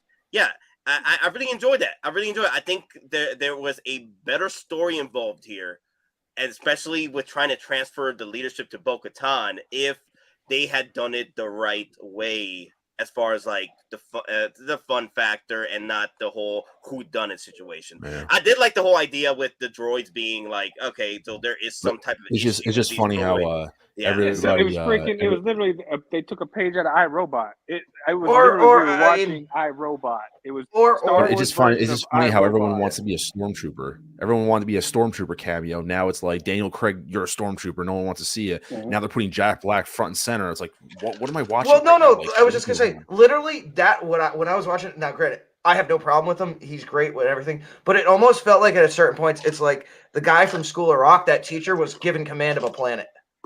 You know? Yeah. Literally, dude, it was Jack Black playing Jack Black. That's what it was. It was like how The Rock is in every role, but it's literally The Rock playing The Rock. It was Jack Black at home. Just wear clothes. Jack Black playing himself, you know? I was just wondering when Lizzo was going to try and eat Grogu. Word. She tempted him at the table. I thought when he did that flip, I thought when he did that flip, she was just going to open her mouth and swallow him. Like, there we go. Bye-bye, Grogu. Bait. Damn. Bro, I have to say this. When it comes to this series, they announced that they were going to be multiple seasons of Mandalorian, right? And I feel and believe that what they're using is Mandalorian to push their other shows and put in specific scenes here on Mandalorian, so that way you have to actually watch it to understand what happened through. Because look what happened with Book of Boba Fett. When we watch Mandalorian straight through, we don't know how Grogu got back with Mando. We don't know that. We have to watch Book of Boba Fett to see that. I've seen reviews of this. Yeah, I've seen reviews with seasons of this season where people are complaining about that. Like, I didn't watch Book of Boba Fett, so that they're complaining about that because I don't know how Grogu got back. What's up? No. Wait, I've been seeing reviews like Denobi. I've been seeing reviews going forward with the seasons. Going forward with this particular season, and the main issue is the whole idea is what happened, how did Grogu come back. But yo, I know the one complaint that people have been having about Bo-Katan taking the leadership. I'm like, I'm fine. Like, she's been wanting this relationship for a while, and I'm all for it. I'm cool with it. Bo-Katan, she's mommy cakes galore. I think it could have done a bit better with going forward with that, which I said. Why didn't we have the army of droids going against the city after the whole shenanigans with Christopher Lloyd taking the army against the city, and then have the Mandos being, you know, a 10-1 situation? They're like, oh, we love those odds. We got this. There's an army of battle droids with a small pocket of Mandos. We got this. That's what I thought they were going to do, because the way they were building that episode up, like how she needed to talk to the other Mandos, but they needed them to get rid of these droids first, and they had a list. I thought that what they were going to do is they were going to go talk to the Mandos. She would say her piece, and then they would all group up and go back to the city and eliminate all the rogue droids. I thought that that's how that was going to play out, but it was completely different. Yeah. And, Well, and I you had know a the feeling one it thing, wasn't going to play out that way because yeah, and what Christopher Lloyd said, and that's why. What he said is like, oh, they can't survive without him. and you know what? I'll add one more thing in because it sounds like we're doing a lot of complaining, which I guess it does. And like I'm my just wife. complaining about this episode pretty much. No. But what I mean is like every week he seems to be complaining. But the thing about this season, like for anyone's like because I see some comments in there about people like if you're complaining, why do you keep watching the show? The thing is, the show's been inconsistent. So you were one episode's bad, one episode's good, one episode's bad. So I'm still watching it because it's inconsistent. You don't know what episode you're getting right now. The previous seasons of Mando have been pretty consistent. Like you're getting kind of the same flavor where it's like it's been good. Every episode's been really mostly good, but it's been so inconsistent in my opinion. That's why I said you could like rearrange the episodes to tell a better story. Like next week's could be, this next episode could be a kick-ass episode, or the last two could be, and then it's like redeemed. But for like, oh, why you keep complaining if you're going to keep watching? It's because we didn't complain about the past streams I've been enjoying it. The only one that's been complaining about it was Denobi. Denobi's not geeking out. Oh no, I'm complaining. I'm complaining about aspects of this episode. I'm not saying like the whole season. I still love the storytelling. I still have my gripes about it because nothing's perfect. Nothing's perfect at all. I think that the run times, which I've always had an issue with these TV shows, the run times are inconsistent, and I think they're utilizing the run times in the wrong way. So completely agree. Completely agree because the only one I love watching 40-minute episodes. The only one has been the one that's been complaining for the most part. Like every episode has been fine with me. Last episode was a 10. This one, however, it's more like a 6 or a 7, but it's not to the point where I'm like, I'm gonna lose faith in the season. Hell, Clone Wars had like bad seasons, but I still watched it till the very end. Here's the thing. It's when you're a fan of something, you have to also know when something is good and when something is bad. If you're a Spider-Man fan, a lot of people love Clone Saga and everyone else hates it. Everyone, because everyone says Clone Saga is like one of the worst because it's so much time. I hate it. See, you see. I love it because that's when I came into Spider-Man. I'm like, okay, what's this? What's that? What's that? And my Spider-Man is not even Peter. It's Ben Reilly. My Spider-Man is Ben Reilly. That's the one I grew up reading, knowing as, okay, is he Peter? Is he like? It confused me, so I had to do a lot of backtracking. I hate Ben Reilly. That's but why you need to. That's why I don't even get out own of the Scarlet. CB. That's why I don't even own the Scarlet Spider Hottoys figure because I hate Ben Reilly. I hate him. Shame on you. That's the best figure from the PS4 Spider-Man. I hate Ben Reilly. Get out of here. But everybody's entitled to their opinion. And this is the thing. We're just voicing our opinions. And we all consume the same medium. But see, as I enjoy something and he disagree, we can talk about it and create the community that we have in front of us. This is why we watch stuff. We enjoy stuff, we consume it, and then we criticize it. And this is what we all come to know and do regularly. Because if you don't do it here on YouTube world, you do it on your Reddit, you do it on Facebook, you do it on Twitter, you do it on your Instagram, you do it at work. Sure, you can even do it at home. I'm talking to my spouse like, I didn't like that. Oh, why do you like that? Because of this, that. You talking too much. Blah, blah, blah. You go back and forth. It's talking points, Well, it's also good. It's also good at sometimes. It's not even just Mando. When you're watching stuff with your significant other, like my wife, for example, I watch these shows with her. It's good to get a subjective opinion that's not as invested in it to find out, like, yo, am I just like fanboying over this right now? Like, and my wife feels the same way. She's like, I'm still gonna watch it, but same thing. It's too inconsistent. Like last week's episode, she was like, it's the best one I've seen yet, and she's just like, I'm waiting for it to pick up, and I'm like, yeah, story. And she's like, I get the storytelling, I get what they're doing. It's just like, what are we doing here? Like, we got how many? And then she'll be like, how many episodes we got left? Like 4 or 5? I'm like, no, we got 2. And she's like, is this thing gonna pick up? Like, what's going on here? And I'm like, yeah, no, it's what I'm waiting for too. Yeah. Well, the thing is, they left you on a stinger on the last episode, so everybody expected, okay, we're gonna be moving forward with this stinger with the Mandalorian plate that was left, or Mandalorian part that was left in the ship. Okay, cool stinger for the next episode. Unfortunately, this episode, if they move this slightly over to in between the episode where Bo-Katan got reinducted into the Mandalorian Creed with the watch, right? And through that episode, in between the episode with Paz Vizsla son getting saved, that would have been a little better. But you left us with a stinger there So going forward, the last 3 episodes, you are setting up for whatever finale you got. You only got 2 episodes now, so it's going to be interesting how they're going to do it. I'm hoping that the 2 episodes they're bringing us to tell this finale is going to be, substantial, like 45 minutes to an hour 15. That'd be great. That would be great. But unfortunately, with what I can tell from this for this last episode, today's episode, from what I can tell with the budget, I'm hoping that the budget is so much better for the next 2 episodes, because pretty much they couldn't do the army of battle droids because it wasn't in their budget. So listen, I would say forget the battle droid attack on everything. Keep everything the same.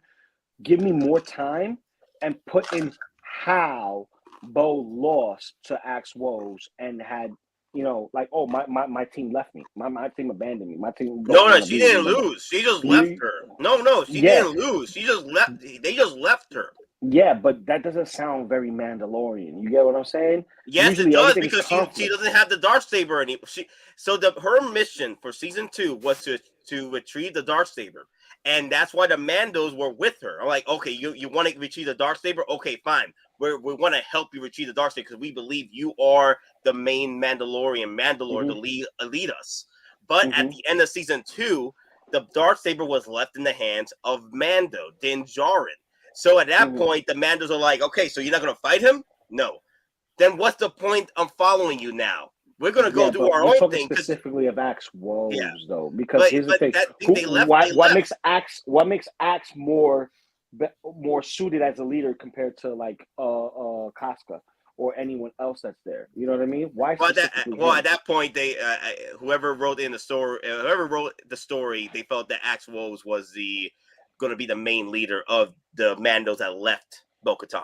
So I thought it would have been better to see. I think Casca Reed should have been the one, because she was second command of Bo, right? And bingo, bingo. That's it what I'm saying. Yeah. It's like, dude, and plus to have a wrestler start, getting ruffle and tuffle with our own Bo-Katan. You know what I'm saying? It's like, let's see the girls go at it. Throw a little mud in there. Oh boy. Oh my god! I had a clip that I downloaded that it's pretty funny. Wow. But either way, I'm still like, even though the episode was a drag for most people, like, we still got 2 more episodes. Well, like you said, Nate, I think Cruising Through Space just said, we're critiquing basically an unfinished project, if that's what he's referring to. And I think you and I also, when we talked this morning, that's kind of what we talked about, is that we're talking about like, hey, I hope these episodes are an hour. I mean, they're already written in stone. They're done. They're just waiting to click the airtime. Hey, play, you know what I mean? And put them out there for us. So it's kind of funny how, if I was the writer or the director of those 2 episodes, and I'm kind of seeing the fan reaction, so to speak, I'm like, oh, damn, I hope they like these last 2 episodes, because they are what they are. They're filmed and they're done. And I think a lot of it, as I said, it's we're critiquing certain aspects of it. And I really do think that if this season was a year and a half ago, because I know there was delays, and I know they gave us Mando in Boba Fett to kind of give us a taste because we wanted our Mando back. I really don't think we'd be this hard on it as we are. And like I said, we're just critiquing certain aspects of it, because I think there's just, like I said, I think sequencing is out of place. I just think there's things wrong with it. I do like the overall storytelling of what's going on. I do like it. It feels like Infinity War going into Endgame. That's what it feels like. I feel like we're going to be left with a good episode. Here's the thing, but here's the thing, with Cruising Through Space, he's complaining that we're having critiques about this one episode, when where was he when we were being positive about the past whole season?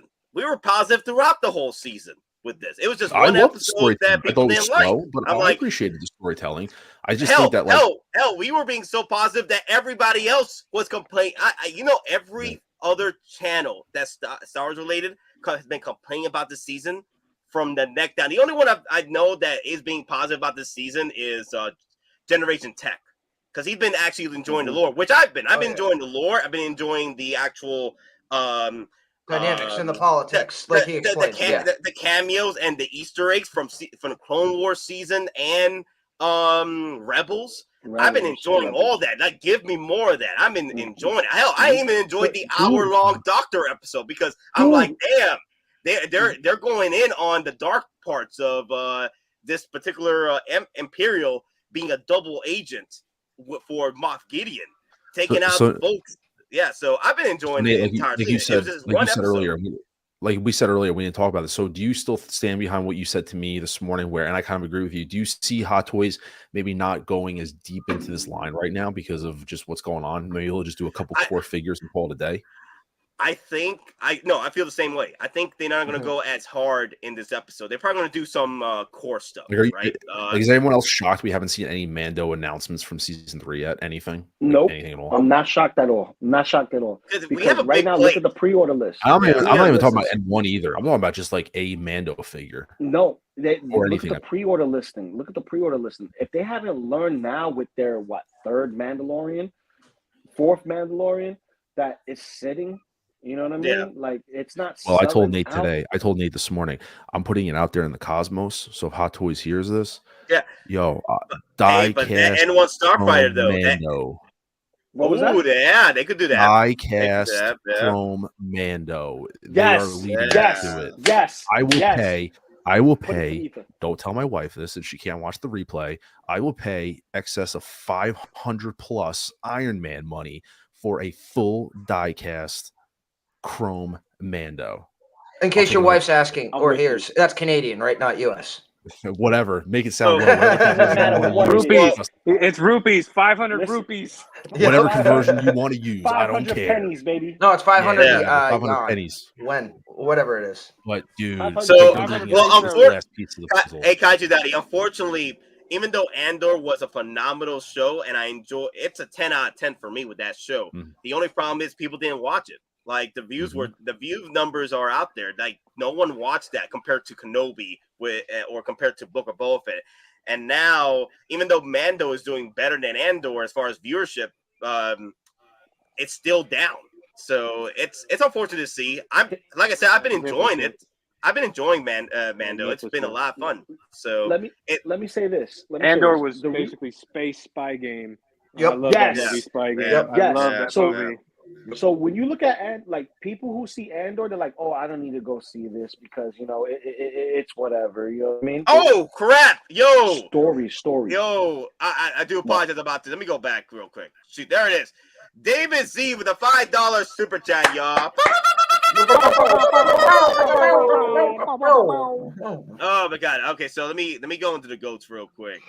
Where's it go? There it is. These gifts, as is tradition, the protectors of our world are bestowed with great feasts. Giant goats! Oh, look at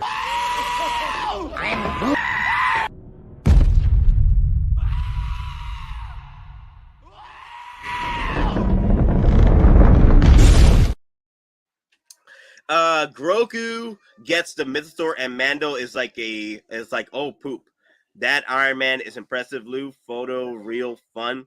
Guys, Mando had fun kicking that droid. Not gonna lie, that those moments where Mando was just pushing the super battle droid. Do you know what that is though? Do you know what that referenced? The Boston Dynamics commercial. Yes. Oh, Nate. If you want a clean Iron Man, he's not officially clean all the way through. He does have some paint scuffs, right? But if you want one that doesn't look like, he's been eaten by the Stones of Infinity, I'm just saying. And that's the Mark 85 clean. Yeah, this is the clean version. I got the clean version first before I got the 85. And the 85 came out cheaper. With that battle damage, it was cheaper than this one by I want to say $10, $15, maybe even $20. So, yeah, love this piece. Awesome piece. I'm glad I waited and got this guy. I would say this, Nate, if you are happy with your 85 being all, scarred up and wanting something that looks seamless with your Listerine armor, by all means, I would agree with you. But me, 85. Anything 85, I'm getting. I already got this one. Battle damage is getting paid off right now. I'm just waiting for Listerine Iron Man to go right there with the bargain bin, so that way he can come home too. I'm gonna have me my nice little trio of 85s, because baby, this is a beautiful piece. No, I still waiting to see what we get with the Mark 85 discount bin, because it had come into play with 25% off and 30% off. So I'm waiting. I already pre-order. I already purchased my Mark 85 battle damage, so I will be working on the Mark 85 clean. And eventually, once it goes back to the daily deals. CT03 says, had me at battle droids.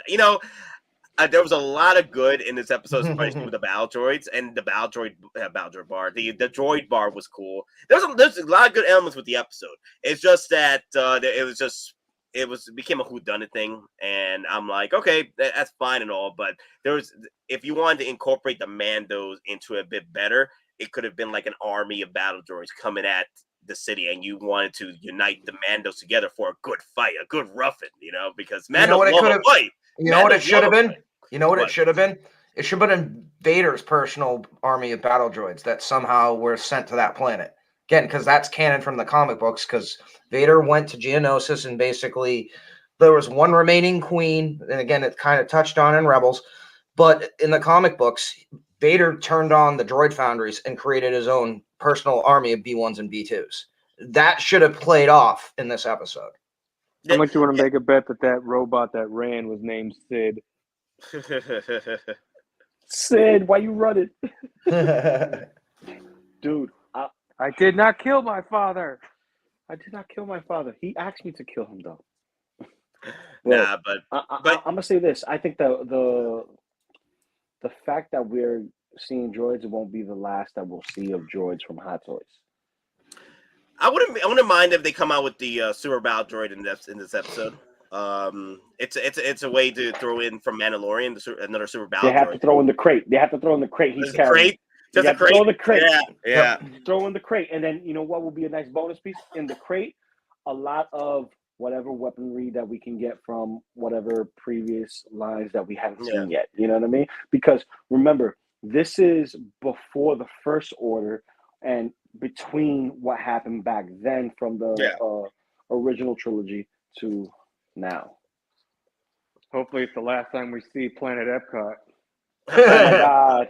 Well, no, because the unfortunate thing is I don't think we're going to necessarily see the end of that planet because of one specific thing. In this one line thinks that Jack Black might also be a plant. You do this, we'll go to the New Republic and be like, we'll petition for Mandalore to be re-recognized not only as a planet, but you guys are now your own system. So no, not Mandalore. The specific planet that Bo-Katan is on. Which is Mandalore. They said Mandalore. She wasn't in Mandalore though. She was in like one of the what was it, moons or something like that. Yeah, but what they're saying though is by Mandalore as a sovereign system, that means everything within their sphere of influence is also included. Basically, Mandalore is the main planet, but by them basically, you get what it's like a little bit of intrigue, like the New Republic, like New York State versus New York City being the whole thing. It kind of like that, but also it kind of plants the seeds that somebody's pulling the strings where they want a New Republic versus Mando war. So, what's funny though? I really enjoyed this really little tidbit by Christopher Lloyd when he was going deep into freaking prequel lore. Like Count Dooku was a saint. Count Dooku was a saint. Yeah. Oh my God. He was a visionary. He was a futurist. And that bloody Jedi who killed the Jedi forces of the he was about to go in. Like as I was watching, I'm like, man, I could have imagined Christopher Lloyd just being on top of a group of battle droids going forward with his army, just chanting out Count Dooku is the way, that would have been so cool. But I love that moment though, because it hit some moments for me from prequels. I'm like, dear God, here we go, Count Dooku will rise again. Well, listen, no. But somehow Count Dooku has returned. No, but this goes to show you how amazing Star Wars is, that you still have people who are long and gone and not forgotten, and people are still following their specific ways. Because how long ago was Dooku gone before this? You get what I'm saying? That's a long time. Anywhere between I'm talking about in 28 Star and Wars 33 time. years. Star 28 Wars to time. yeah, Star Wars time, 28 to 33 years, depending on. Yeah, that's 2 generations to almost 3 generations. You know what I'm saying? So you got one loyalist still there trying to fulfill a plan. Yeah.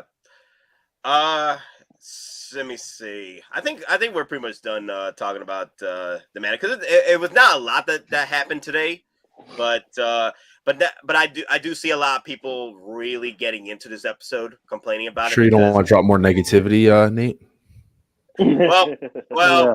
there's nothing more we could talk about at this point. You sure you want to be called a conformist? Apparently. Hold on. Apparently, Wait. we have, because we're critiquing something, we're conformists. We're not allowed to have our own opinions. Well, listen, I have an opinion. Hold on. I gotta do a beer count because remember I said I'm gonna try to drink this box of 12 before the end of the stream, and I think I'm doing very poorly right now. See, I got 1. Oh shoot! 2. Oh dear Lord! 3. Oh dear Lord! Don't you got to work tonight? 4. No. Who, me? 5. Yeah. No, I'm doing OT tonight, but I could come in any time. So, Okay. but damn, the man, the myth, the legend, the Nobi's in the house. I'm here. Sorry, Star Wars. Sorry, Mando talk is over. It's over. Next topic. Talk is over. We just finished. We're moving on to the next Just topic. finished. Yeah. Negativity is over. I didn't even see it. I forgot. I wasn't That's even. good. Oh, good. Okay, so yeah, we won't talk about it right now. Then, No, I just I got a text message from my buddy. He said, I told him I didn't see it. Don't spoil anything for me. And he just said it was. He just texted me sad face. That's all I got. Okay. yeah, a lot of people Sad got face. that. People got that Sad from this face. episode. So yeah. I'll watch it tonight. I forgot. I don't remember what I was.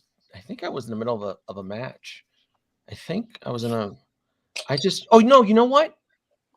I got caught up with the Paradox movie, the Cloverfield Paradox. Wow. Oh, you finally watched that? Wow! I finally saw it, and I enjoyed it, and I had no idea that the film was panned. It only got like 20% Rotten Tomato. I actually enjoyed it. I thought it was really, really good.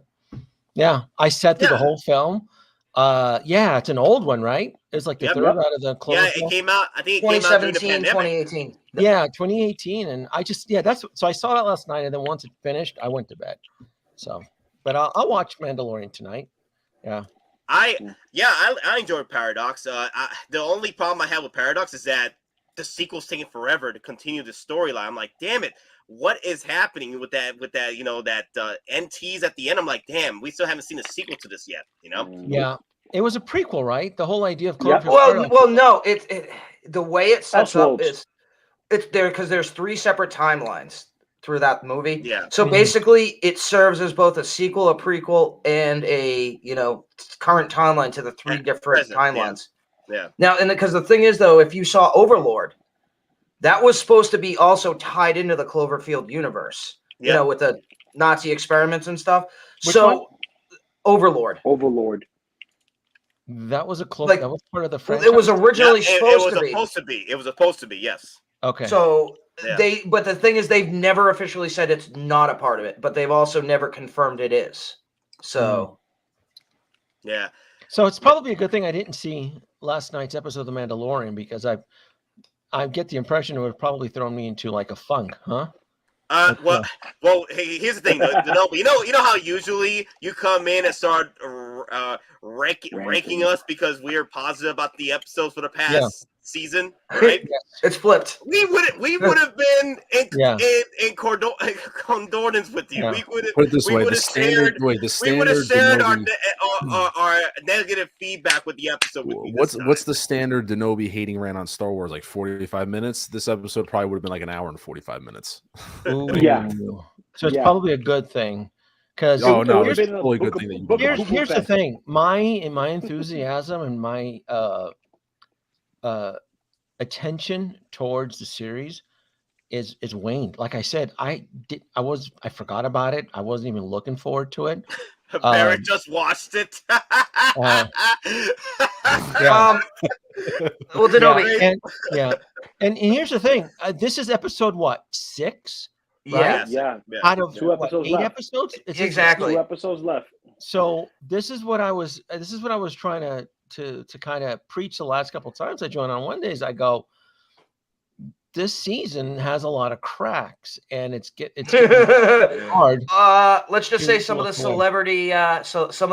Okay, this thing went super hardcore with celebrity cameos. So that. All right. So let's change it because I really don't. Yeah, we're not going to tell you who it is. I'm just letting you know. Trash. I'm gonna assume. Well, it's trash. Denobi, it's a side quest episode, so you necessarily don't have to watch this episode. You could wait till what happens next week. But if you want to watch it and see what else, you get at this point, if you want to see some cameos and then figure out what's going on with this episode, might as well. But yeah, it's a side quest. Okay. Listen, it's still better. It's still better than Obi-Wan walking around with Inspector Gadget's jacket and a kid underneath. Yeah, I think this episode's still better than Obi-Wan. Yeah, this episode's still but that's better not saying much. Yeah. Who directed it? Anybody know who directed? Bryce Dallas Howard. Bryce Dallas Howard. I'm sorry, she crushed our heart. We thought she was a fan. Oh, this must she clearly like on the rag or something. She's so much better than that. That's just terrible. It was her off week or something. She's such a good director though. She directed one of my favorite episodes from season 1. The ST episode with the Indian tribe in the woods and the commandeer. The fish farmers. She has such a anyway, yeah, we're not talking about spoilers anymore because nobody's in. I didn't see it. I like I said, I mean, it goes to show you that I look forward to a lot of stuff. I forgot. I didn't have any interest. Last week's episode was, so it didn't. Was it? What was the week before? Was that the one with Davy Jones? Was it? Yeah. No, last week was Davy Jones. Was it with Davy Jones and Captain Seaweed and the just that script? Salad the Hutt.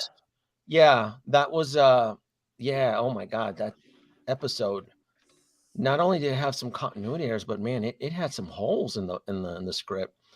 Just the idea that the Mandalorians are homeless and they purposely destroy a Corsair ship that could have been salvaged for their own, it didn't make any, you destroyed a very good Corsair ship, you ran it into the ground, and the pirates originally had commandeered this ship, which had an armament, it had weapons and shields, and the Mandalorians are typically known to recycle, scavenge, and repurpose. And the fact that was such a missed opportunity, that's what went through my head. I'm like, did they just destroy a Corsair ship that they're homeless? The Mandalorians are a vagabond.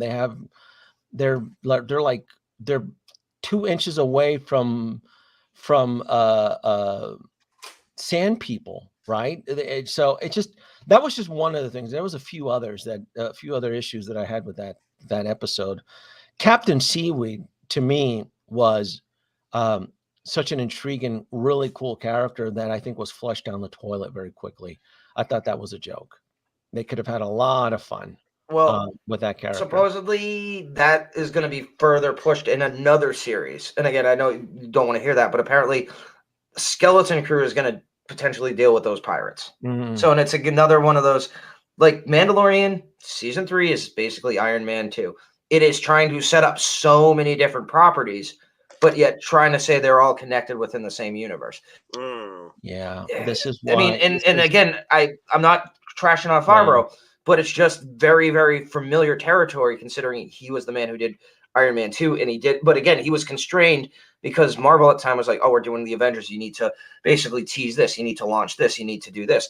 And I think he's in the same problem now because you've got Ahsoka, you've got Skeleton Crew. Supposedly, there's rumors that Episode 10, for all we know, might get announced this weekend. So he is basically being told he can do what he wants as long as it's within the confines of what he's told to do. That's what it seems like. Did they forget the whole purpose of Star Wars is to sell merchandise? Well, And some I people haven't- did.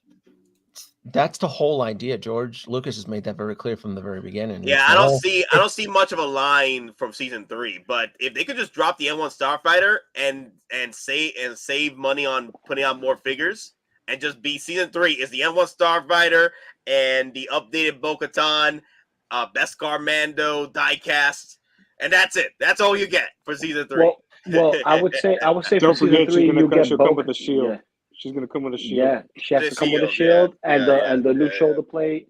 Yeah. And her That's own what- garden. Hair, don't $100 forget the hair. for Don't a forget the shoulder hair. pad? Give me seaweed. that what I beard. just heard? I'll take a seaweed beard. What was that? Is that what I That's heard? our Or shoulder? Like, ask yourself for this season, what character would you like to own? Not in a Black series for $25. I'm talking in a Hot Toys type level. Is there a character in this series so far that you're willing to commit $300? And one No, Starfighter. Well, I that's already not, put that's that. not $300, man. The way that ship was in the show for the past 6 episodes or 5 episodes at this point, it's already a character. It's Yeah. already the Millennium Falcon I would say, for Mandos. Listen, I already put it out there in the cosmos. Give me one of the pirates. R2 at the bar. Ooh, That's what I want. I want that shiny blue C3PO. that with teal, R2. that teal, Yes. that teal, That- teal. Yep. You know what? That stealth suit C-3PO, that had the same color as like the Mark III stealth suit. Yep. Yeah. Listen, if they were, I Sneak know out, it was talked stealth. about. No, sorry, Steve, I talked over you. Go ahead. No. What No, I was go ahead. saying was, I'm it was- listening. I was I'm just telling Nate. I'm listening to ideas of a character and for any characters that can be marketed. No, for I Hot want Toys. them to give us a 2-pack of bodies with swappable Mando parts that we can customize and actually do our own Mandos, because there's so many Mandos of different variants of colors and stuff. It'd be cool if they did something which they will never do. Gave us like a body where you can like customize and swap parts, so you can actually make and mix and match parts to have Mandos. They would be filler figures, but it'd be cool to have that instead of them releasing, because there is so many colorful Mando figures that I actually like, that instead of them doing individual releases, which will never happen, I wish they would do some kind of combo pack where you, as a collector, you could buy like 2 or 3 of them and make your own versions of Mandos. They'll never do it, but that would fulfill like that's a big deal in this season, that there's so many different versions of Mandos. And how would you tackle that, you know, from a business perspective? Ooh, They'll never Grief do it. Karga. Grief Karga. Yo, come on, give us Grief Karga. Grief finally. Karga? No. That High thing that magistrate. High Grief Magistrate Grief Karga. Karga. High magistrate Grief Karga. Who's But Grief also give me Karga? Pike. What? Who's Apollo Grief Karga? Creed. Creed. Paulo Creed. Okay. Yeah. Paulo Creed. Just say that. Apollo Creed. I love it. You know what? I would take I forget his name. half the Dylan, time. you It's son gonna of be a Apollo. bitch! The CIA got you pushed in but too many I would take- pencils? Yeah. I would take a Yeah. Pike. You know, the pirate that started the fight at the school that was used to be the bar. Vane. And then he Oh, the one that took off. He's like, I'm Vane. Vane. Vane is the one I would get, because he's an alien. You know, he's a pirate. Diecast. A very cool looking figure. Chrome. And alien at that. I wouldn't mind Diecast that Chrome thing. Mando. That thing that tried to eat Mando with its robot suit and everything. Grievous Oh, 2.0. the spider? The- spider well, that's The that's big old, you're talking the droid, right? Not the vehicle, the no, actual I droid. want the droid and the vehicle. Yeah, both of them. That's like That's a Star it. Wars That's all version I of a want. Hulkbuster.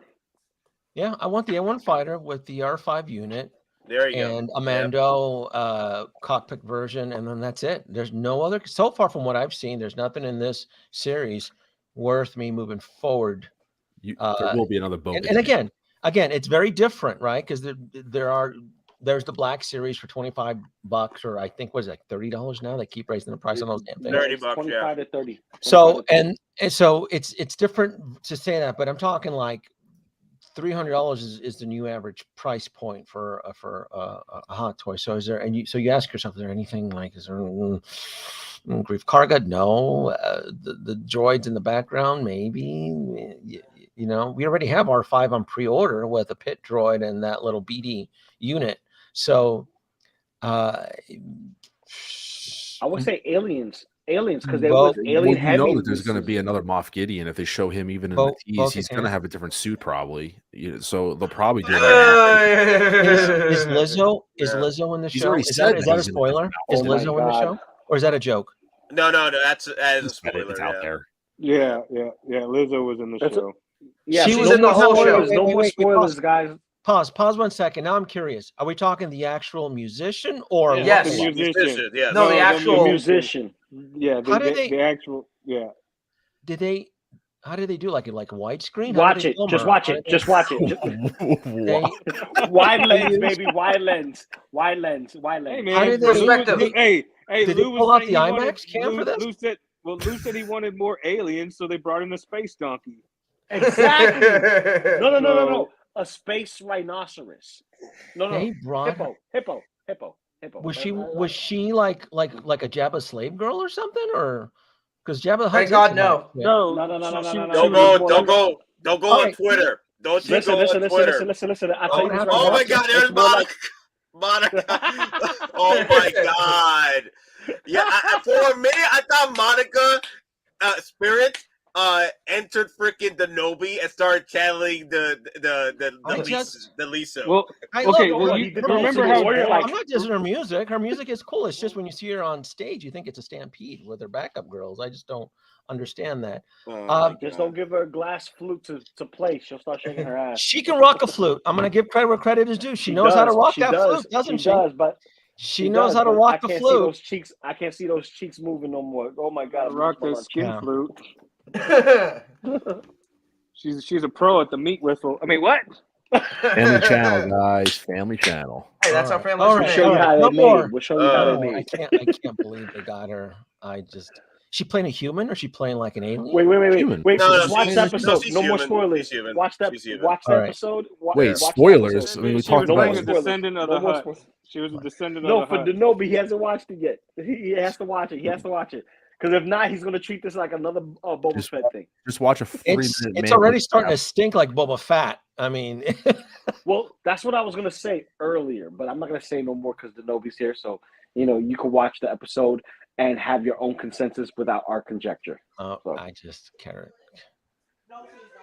But yeah, that's pretty much what it is. And like I said, you gotta watch it. You gotta watch it. So Denobi, so the N1, that's pretty much what we were talking about at that point. Just the N1 coming out from Hottoys.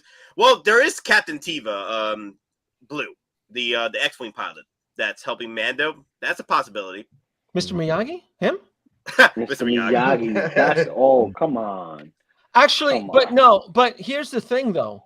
Here's the. That's Kim's corner. Get it right. That's Kim's corner, baby. Get it right. Here's the thing. Did you? I mean, talk about the Bad Batch here.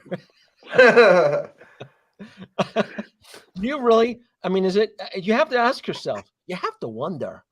Are you willing to commit $300? I mean, can he fit into a cockpit to an X-wing? Come on, he's not as big as freaking whatchamacallit. Damn. He's round but small. He's round but small. He's a marble. I'm just saying that if I'm doing a Death Star trench run, I wouldn't want him on my fleet, on my patrol wing.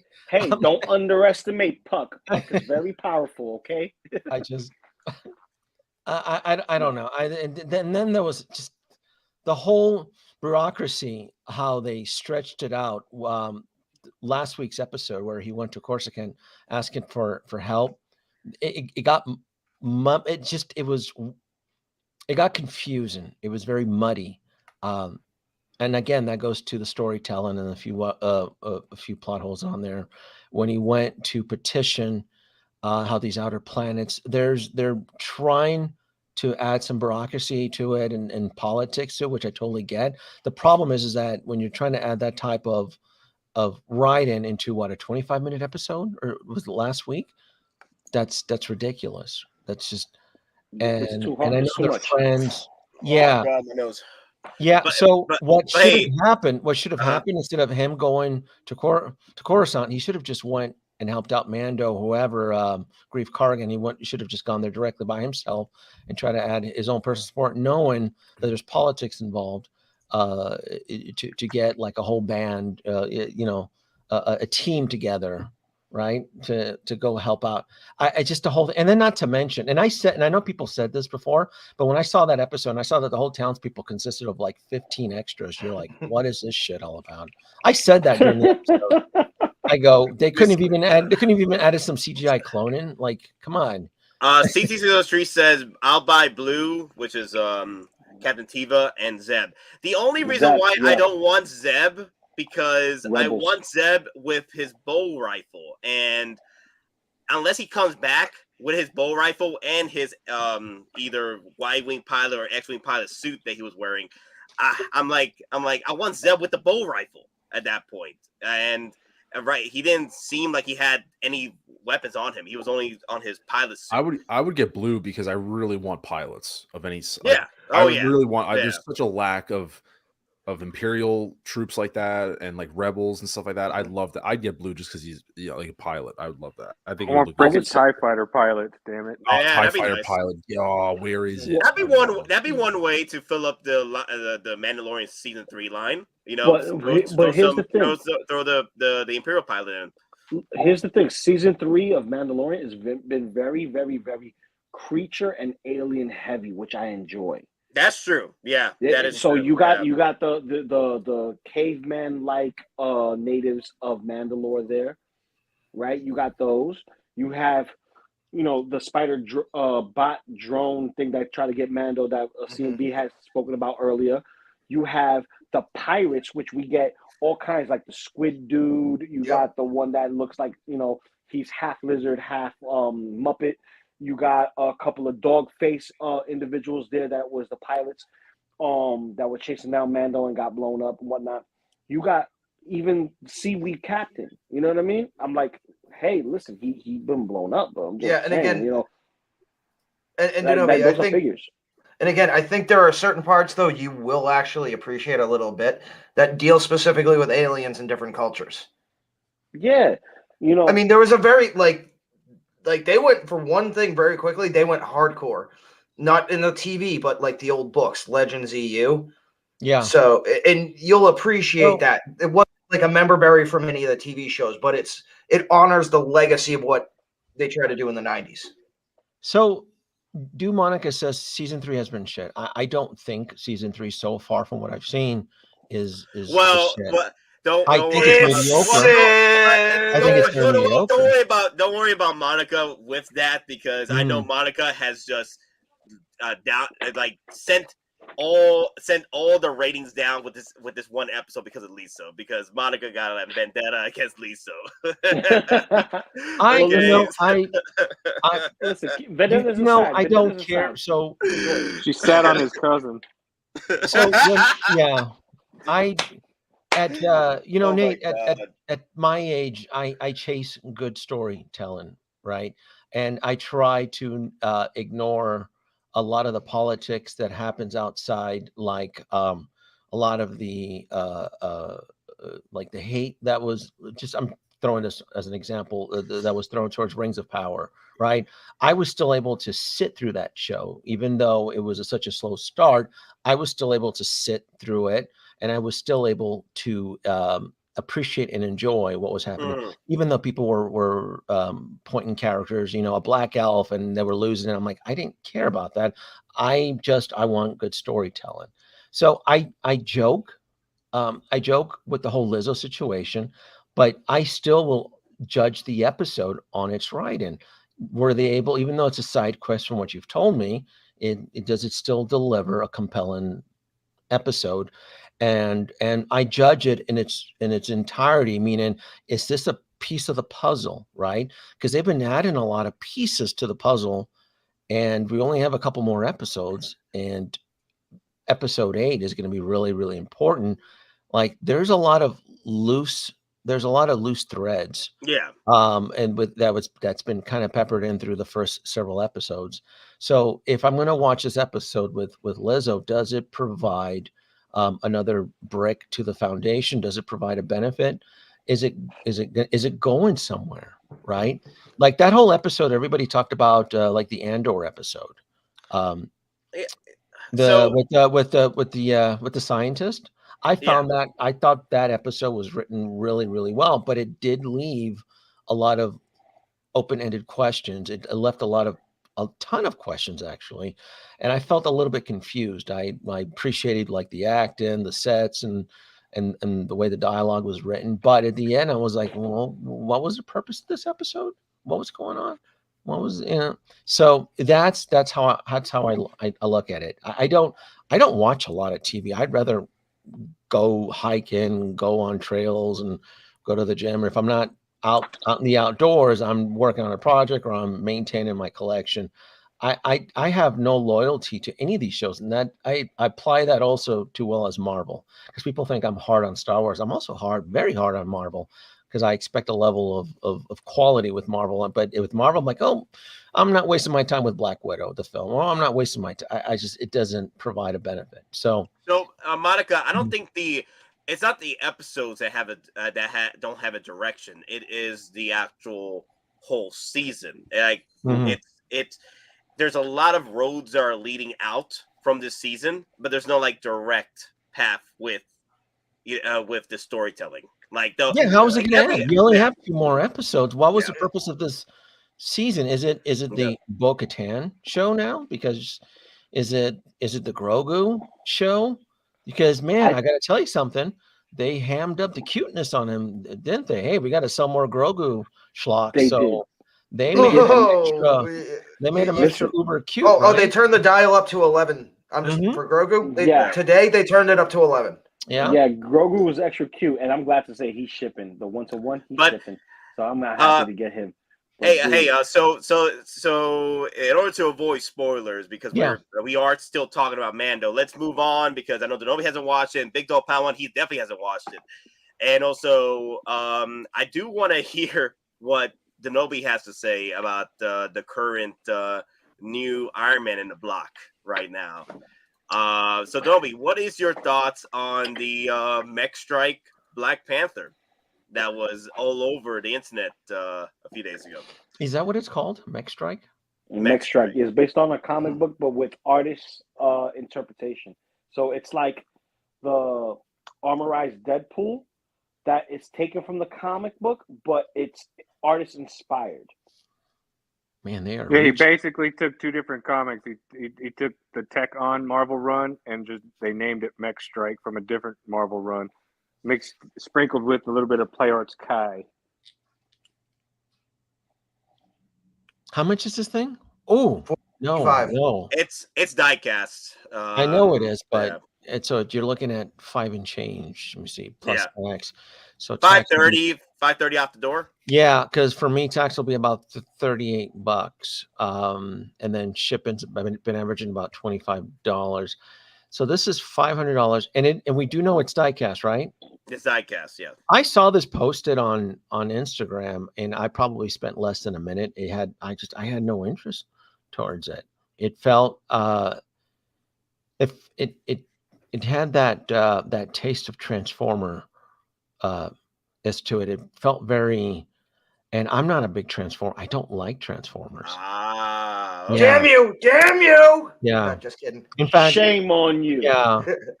Yeah, I tried to get into Transformers, and I can't. And I, thoughts and prayers to the collectors out there who collect Transformers, because it is a hell of an IP. It's a brutal expense. I think it's more expensive than Hottoys, to be honest with you. I think Transformers is a lot more expensive than Hottoys. I really, really honestly do. No, you're not lying. The latest Masterpiece Optimus Prime version 3.0.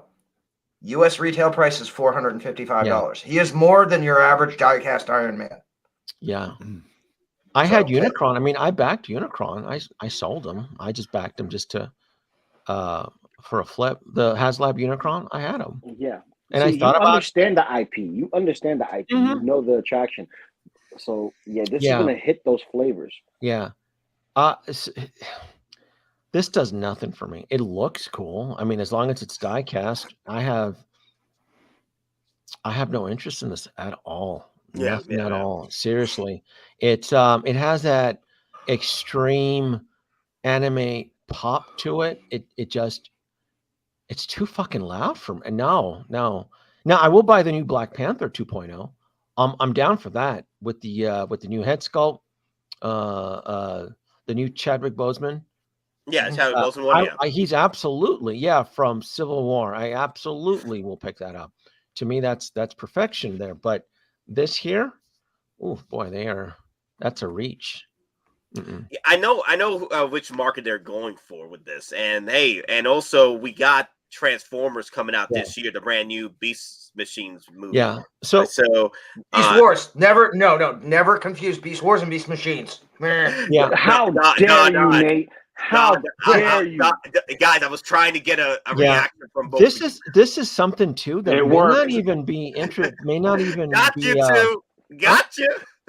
Nate, how dare you? Because you heard me earlier when I said Beast Wars, so of course I know. I know, but how dare you say Beast Machines in my presence? What are you, KB Toys? Got him, Nate. Trying to. Yeah, but Toby, what you were saying? My bad.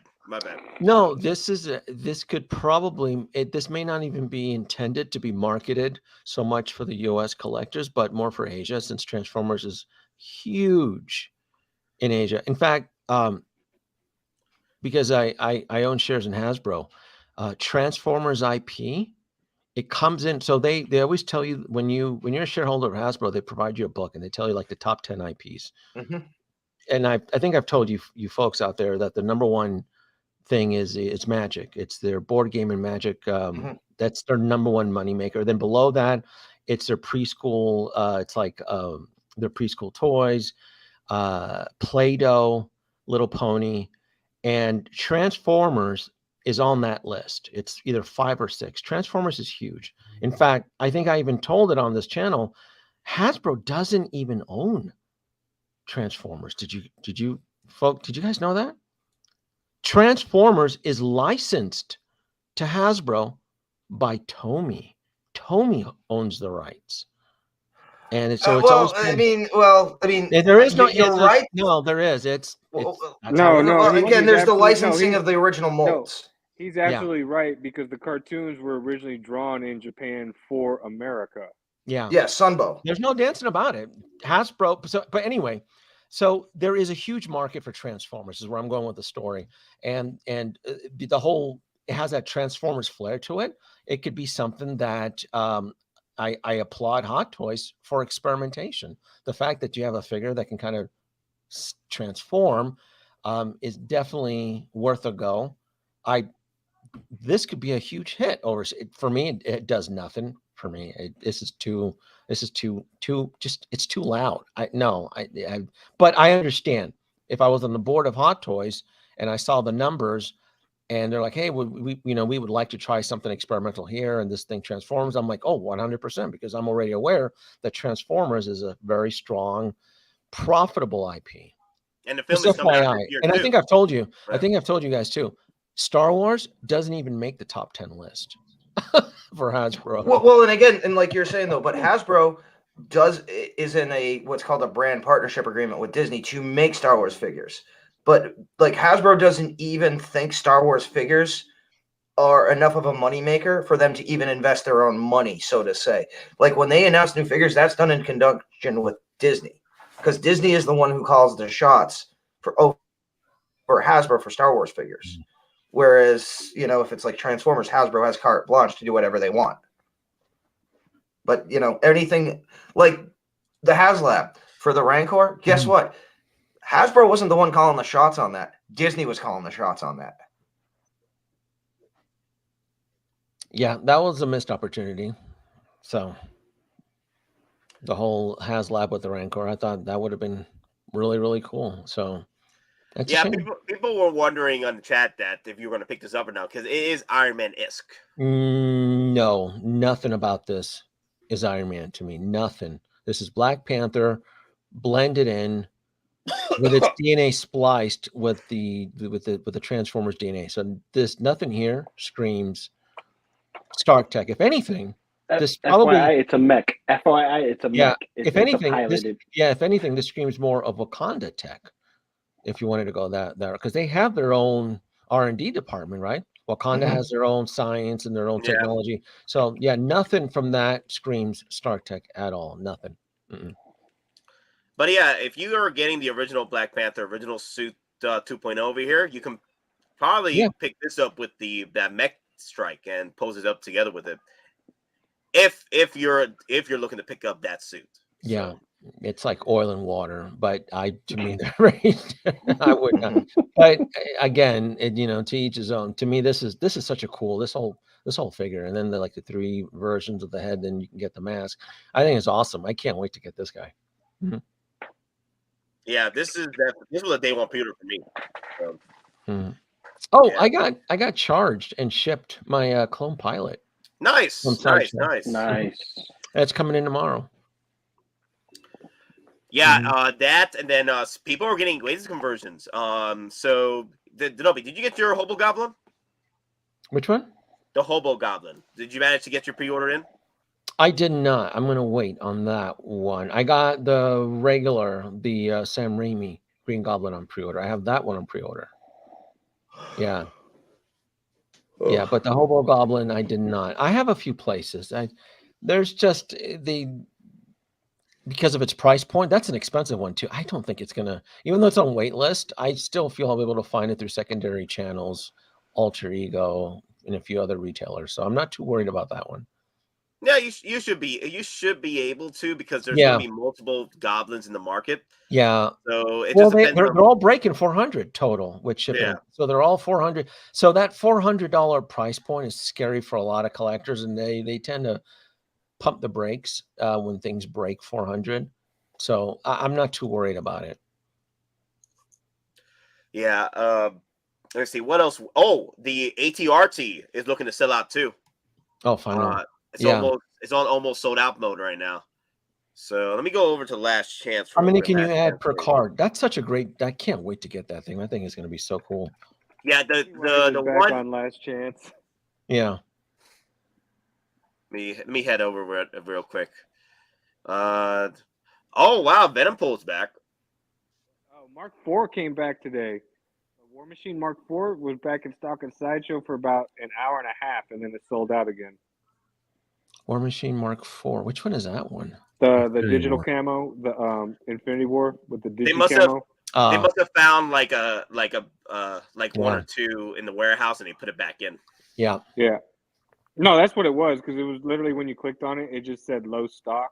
And then I checked about an hour. Yeah, I checked about an hour later. You couldn't payment plan it. You had to buy it up front. Yep. Yeah.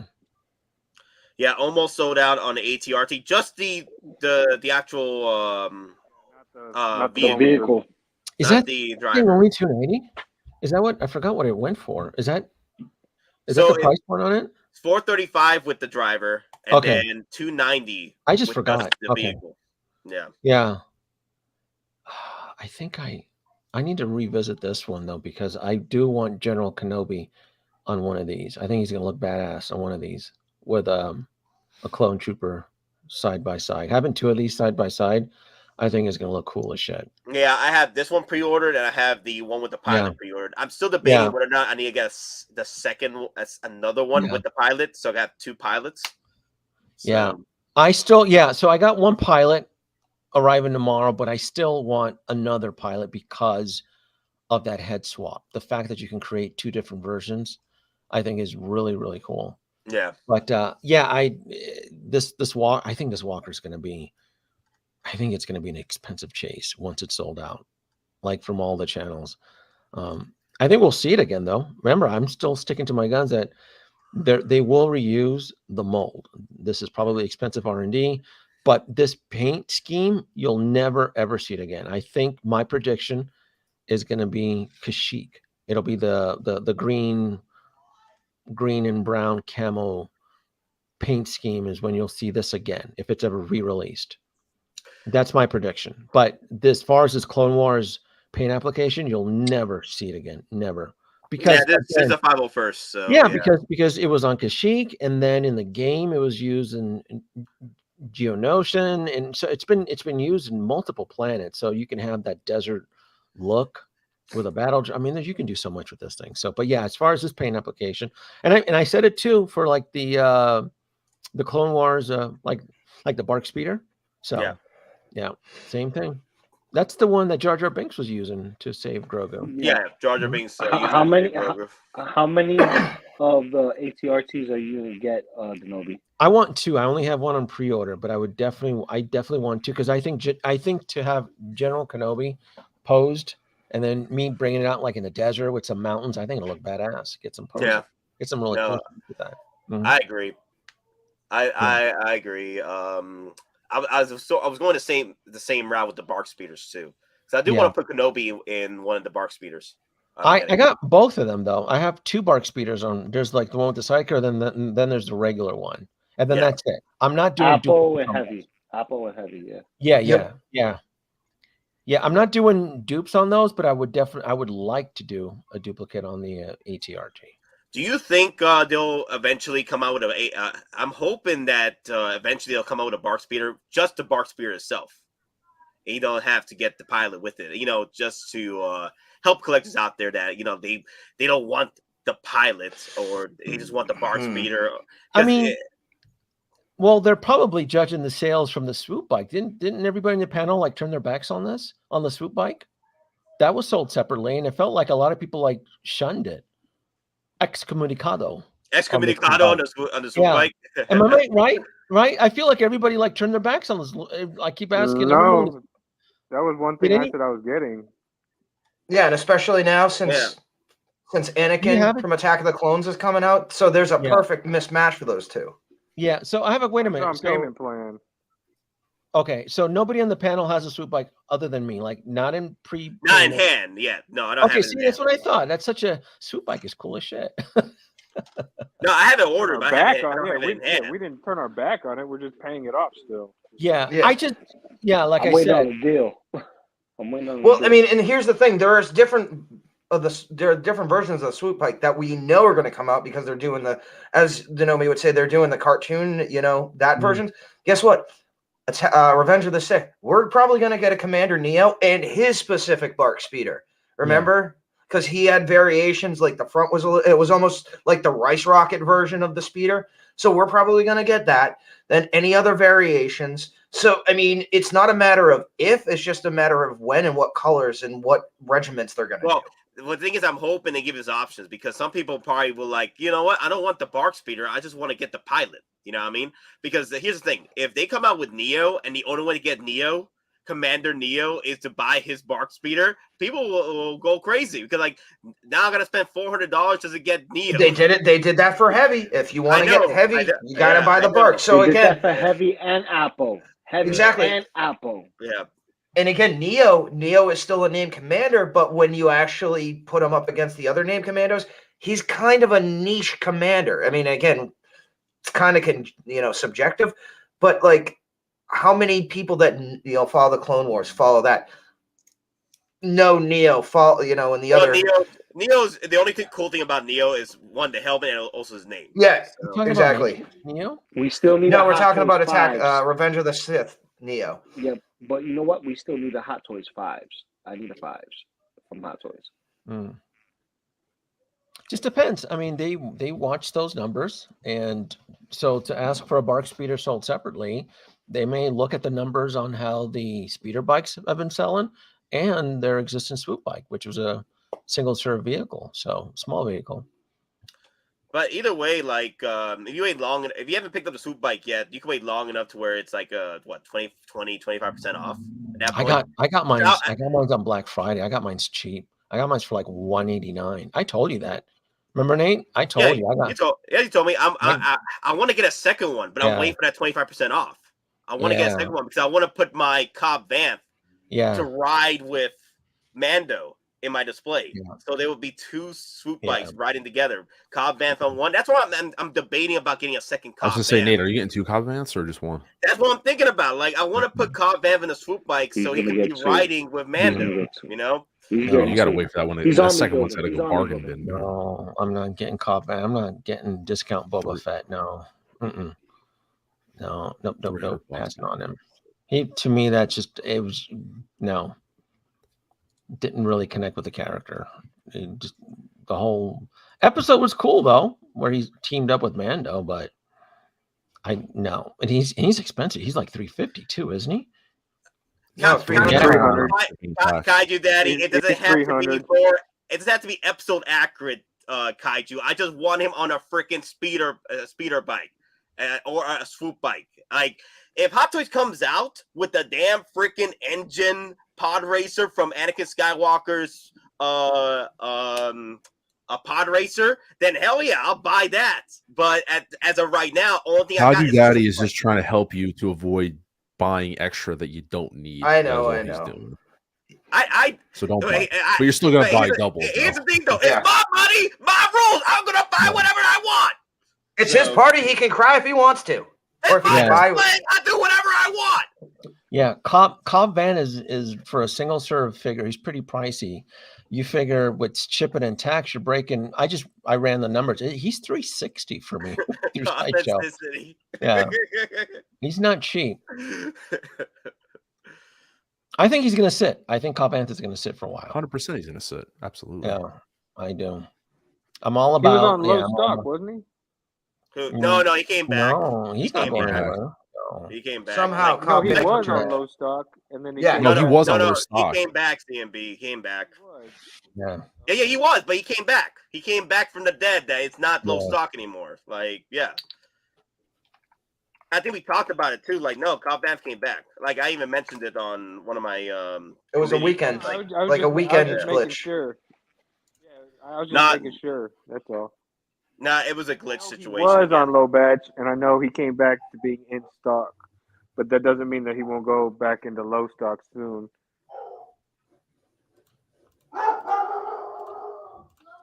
Hey, we see Dark Dress. I love you, Nate, but I know you are going to die alone, right? As long as I got my Hot Toys, I'm good. I'm good, man.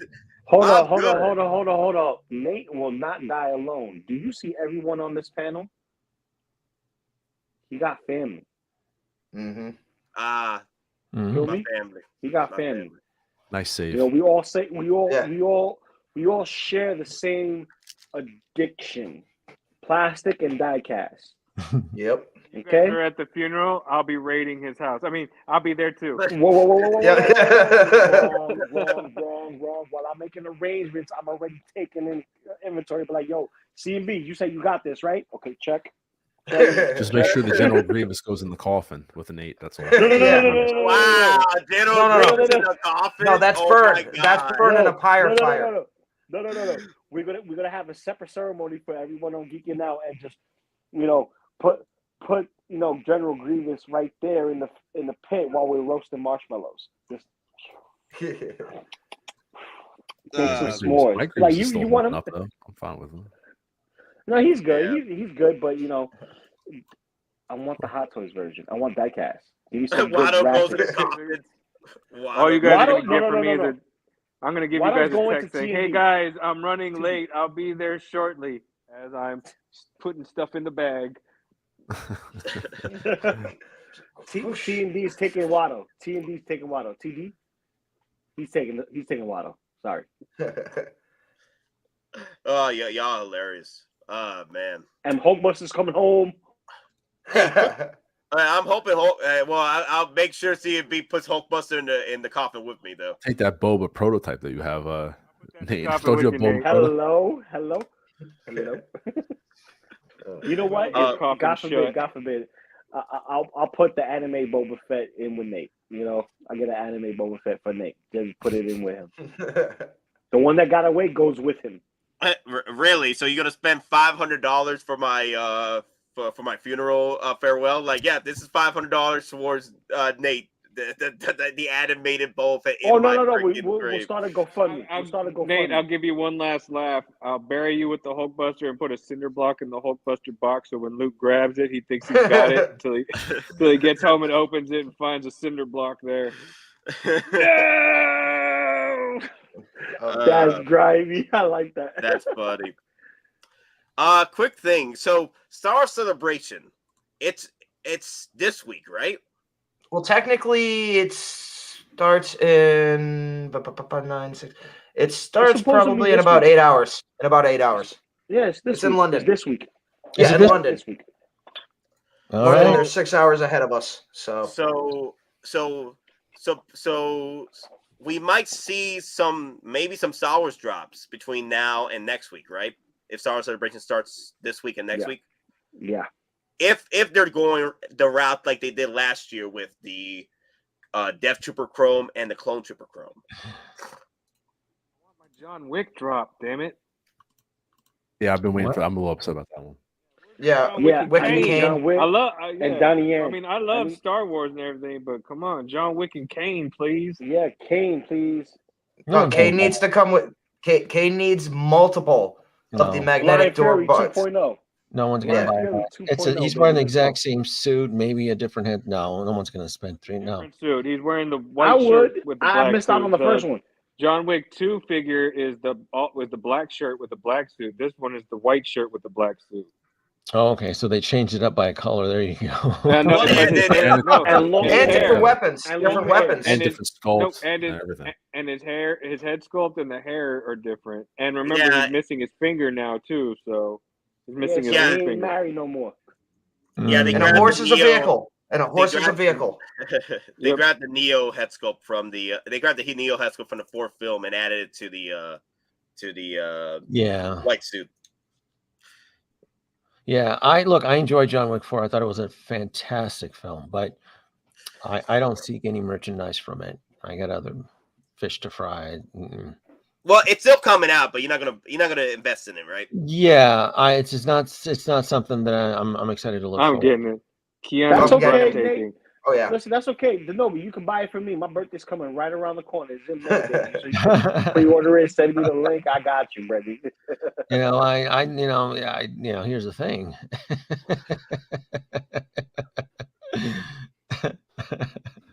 He said, "I got kids and a wife. Those are the only birthdays I buy for." And I gotta paint my robot, my BD unit. Look, I got this in Hollywood. Check this out. Look what I got in Hollywood. Look at this. You seen this? Oh, it's nice. Oh, nice. Oh, that's nice. BD. Okay, I'm gonna send you my address. You can ship it to me. You don't need it. Yeah. Has anybody seen Droid Depot? That's dope. Isn't that neat? Let me see. Look, watch this. Just look at this. Oh. Oh, you don't be dropping shit. Come on. Yikes! Hold on. Professional. Hold on. That's professional. Let me see. I know you love your droids. Hold on. It's this. Oh, it's one of these controllers. Hold on. There you go. It has to be the yellow one. It has to match.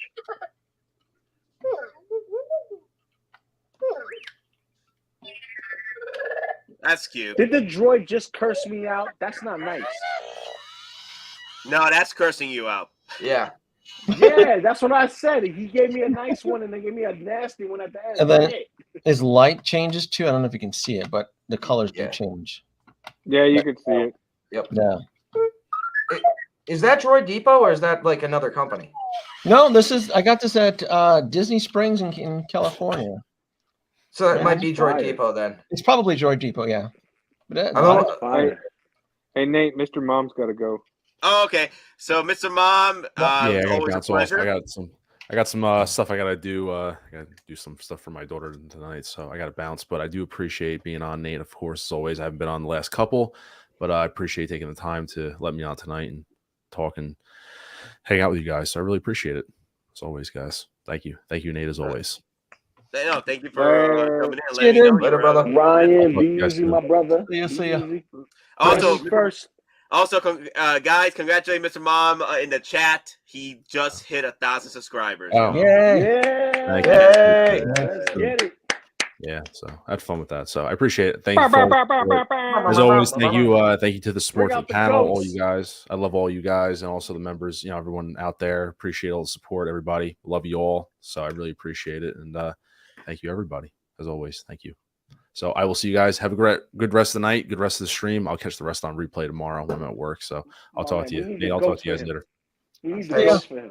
Bring out the goats. Bring out the goats for No. It's gotta be goats. No goats. Nate knows my favorite one. It's Heat 'em Up. That's my favorite one. Heat 'em up. Come on, let's go heat 'em up. Favorite one. Oh, you want to heat him up? I got it. Got your stick? Oh! Heat him up! Make him hard! Ready! Let's show this prehistoric bitch how we do things downtown.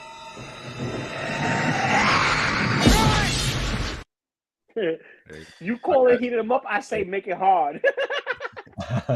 Make it stupid. Make it hot. Make it hard. What are you gonna bust with that? Stay Puff in the ass? What are you gonna make it hard? Oh, listen. This is gonna be fluff everywhere, baby. Fluff everywhere. Yep. Oh no! Right in the eye. Marshmallow. Oh, you sound like you're familiar with it. I got to visit New York. I got to see the New York spunk out there. So, you know. I really wish I had my cosplay the day that we hung out, because I have a whole Stay Puft costume, and I still have some of the Mattel and the Mezco figures of Ghostbusters, and I could just have them in hand and just walk around with them like if I'm running with them. It's just awesome, man. I love Stay Puft, man. Can't go wrong with Stay Puft. So, Denobi, did you check out the new photos of the Present Toys Ghostbusters line? I saw a couple of them got released, right? Yeah, it's a couple of them. Yeah, they're not up for pre-order yet. I've been checking all day. How much are they going for?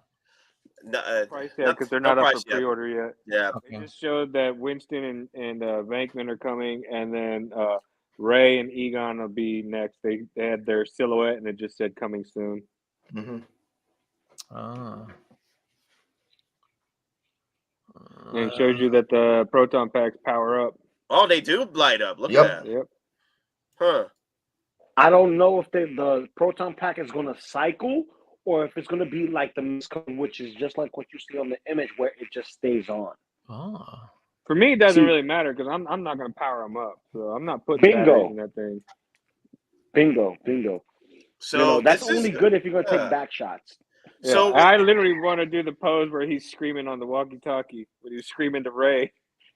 Yeah, I like the screaming sculpt though. I think the screaming sculpt is fun. Ray, he slimed me. This is the same head sculpt I have on my Mezco figure, where he's holding his walkie-talkie and screaming that Slimer's coming at him, and or the green blob. You know what I mean? The little onion head for the uninitiated. So, dude, I would love to get these, and as soon as they go up, I need to order these. Does Winston have cornrows? Is that what I saw? No, it looks like cornrows, but I think it's waves. He got the soul glow going on. Waves, because if you look at the Blitzway one, he's still got the waves in the hair too. And then if you go back and look at the movie, he's got those waves as well. I just think with Present Toys, they made it a little too noticeable. It looks very too much into it. So yeah, exactly. I think they did it a little too much instead of just trying to make it like a subtle hint to it. Yeah, I think they did a little too deep. But I'm surprised they're really going to go in with the power up, powering up the actual proton pack. That's interesting. Yeah, that's. I just don't like the open mouth Winston. He reminds me of Bubba from Forrest Gump. Nah, no lie. That head sculpt's going to stay in the box. So realistically speaking, wait for him to tell me how many types of shrimp there are to cut. Shrimp barbet, shrimp cocktail, shrimp scampi, shrimp salad, fried shrimp, shrimp shish kebab, shrimp gumbo, shrimp cocktail, shrimp and steak, shrimp and potatoes. Well, here's the thing. I know Denobi has this. I don't know if anyone else has this, because I know everyone collects mainly 6-scale here, but these look like upscaled Mezco figures. Not so much of a recast of the Blitzway, but more of an upscaled Mezco figure, because they share the same expressions. They do, yes. And they also have the tailoring seems the same, because with the 12 scale it's harder because stitching and fabrics. Yeah, and this kind of feels like an upscaled Ghostbuster version. Ghostbuster Collector Plus? He showed us because he has the Blitzway version. It's pretty much identical to the Blitzway outfit. Because he took pictures and showed it to us on stream. He sent them to Nate. Yep. These still look fine for me. Like if they were coming out now like this, I'd still be picking them up. So Oh, they're coming home as soon as they go off for pre-order. Putting this right there with the Ecto 1 Afterlife. yeah, me too. Screw them Me kids. too. I don't like them kids. I would like Phoebe though. Like put her on the gunner chair. That'd be nice. Yeah, I only need Winston, so that's the only one I'm going to be getting. And like I said, I made it clear if I get Winston, he's going in the driver's chair inside the Ecto 1 away from the real Ghostbusters. That's it. Yeah, and he's the only one I missed out on. So that's it. And whether or not these can work with the Afterlife vehicle, I mean, it's really up to you. So, well, it's your display. You do whatever you want. Mm-hmm. So it's your collection. Yeah. I mean, you could always send these in to a custom painter, and then you could have him age them, put a little bit gray, make them look older. If you really want to get the Afterlife authenticity, you could always just send them to somebody to repaint to make. I mean, Egon, you just have them to make them paint blue like a ghost. Force Ghost. Just put some yellow, like that blue cellophane around him, and you're fine. But I mean, make sure you give him a trench coat. He needs a trench coat. Yeah, you gotta give him a trench coat. Give him Bane's trench coat. Bane's trench coat. Yeah, you go. Yeah, I wonder because now they're LED game in this. I wonder how much more it's going to be for these figures now because of the LED. Not much. Yeah, it's not like it was 4 or 5 years ago. I mean, something like that is cheap. Yeah. Present Toys, they're still considered third-party company, and I'm wondering if they're going to do a combo pack. I mean, I know they're releasing these two first. I'm wondering if once Egon and Ray come out, are they going to do a separate combo pack? If you buy all 4, would you get a better discount? That will be awesome. If they did a 4-pack, I will get that right now because I wasn't in the 12 scale. I mean, the 1/6 scale game when Ghostbusters came out for Blitzway. But I did have my eye on them. I saw them and I looked at them and like, man, do I really want to get into this game? Do I have space? Because I was living in a 1-bedroom apartment at the time. All right, but before I had the space. All right, so let me ask now you. I have the space. All right, so let me ask you a question. Since Blitzway, they did their 4-pack, and then you got the accessories. You got your Slimer, you've got your police barricade. So if they dropped the 4-pack, I'm thinking they would have to do something to entice you, like for a special edition. So what if they gave you like either like a Gozer dog or like a bust of a Gozer dog? They ain't gonna do nothing to entice you. They're third party. They don't have to do nothing to They should be like, you should be glad we gave this to you. Yeah, listen, I'm with C&B. I'm glad that they gave us an opportunity for us to actually get these in a 6-scale form. And if the Proton Packs is anything like the Blitzway and they cycle, that's a plus. That's a plus for those who missed out. You know what I mean? Because we're not going to get the same sculpts as Blitzway. I mean, the bonus really is the fact that the bonus is that we're getting 2 head sculpts per figure. I mean, that the Blitzway one, you only get 1 head sculpt. So that already is their bonus to the collectors. We're giving you a second head sculpt to go with each figure. Dude, I just want to watch Ray's be the open mouth with the cigarette hanging out. Yes. But awesome. see, that's the same. That goes back to what I was talking to the Nobi about earlier. This is the Mezco version upscaled because all of them have the same facial expressions so far. So when I say all of them, I'm talking about the first half. You have Winston with his mouth slightly open, like kind of scared, and then you have Ray screaming. Peter screaming into the walkie-talkie when Slimer comes at him. That's the same facial expression that's on the Mezco figures. So there's no doubt you're going to see Ray with the whole, like, give him the goggles on top, and then he has a cigarette in his mouth kind of open, like, Vickman, kind of, you know. I'm talking about, right? When his mouth's wide open and his cigarette's literally hanging off his lip. Like it's attached to his lip. It's not even, just holding on by the saliva. Back when I used to smoke cigarettes, I used to be able to do that. Where I could just have it hanging there forever. Yeah, exactly. And then there's Egon, and Egon has his more scare, like which you see in every single spot. Oh man, I was hoping we'd get the Egon smirk face. So is everybody in the panel when he's talking about the Twinkie? He smirks at Winston. Or when he's talking about the Twinkie. That's what I'm saying. That's what I'm saying. Yeah, the the smirk Yeah. he has when he's the Twinkle talking to talk, Winston yeah. about the and he does that smirk like we're all screwed. Yeah, that side smile. And to answer your question, known Nobu, for. yeah, everyone here on the panel is Ghostbuster fans. Okay. So everybody in the panel is getting it. Okay. I think it's a little bit just a little bit proton backs. not dangerous or maybe a little bit careless to get excited for this without knowing the price point on this. With it being present toys and their price that they usually charge, I would see if they're doing solo figures, because let's say you order from 1/6 kit, it's usually like what $30 for the pre-order, the deposit. Mhm. So I would say after your deposit, you're probably gonna look at like maybe 190, 200 per figure. 190 at best. What was it? 190 The at Martian. best. The present towards the Martian. It was at what, $26, $27 deposit, and the remainder is $170. Yeah, Yeah, that's what I'm saying. $200. So you yeah. feel confident that these are going to be pre-ordered at $200. That's what I'm present- hoping for. That's what I'm hoping for. Yeah. I have Because the Present I'm Toys hoping for Blade. 200. I have the Present Toys Terminator 2 clean version and battle damage version. And those, after I did the NRD, all paid for. I think it's like it ranges from 170 to 180 that I owe when they ship. So I mean, you're looking at pretty low prices. I mean, I'm cool with 180 per figure.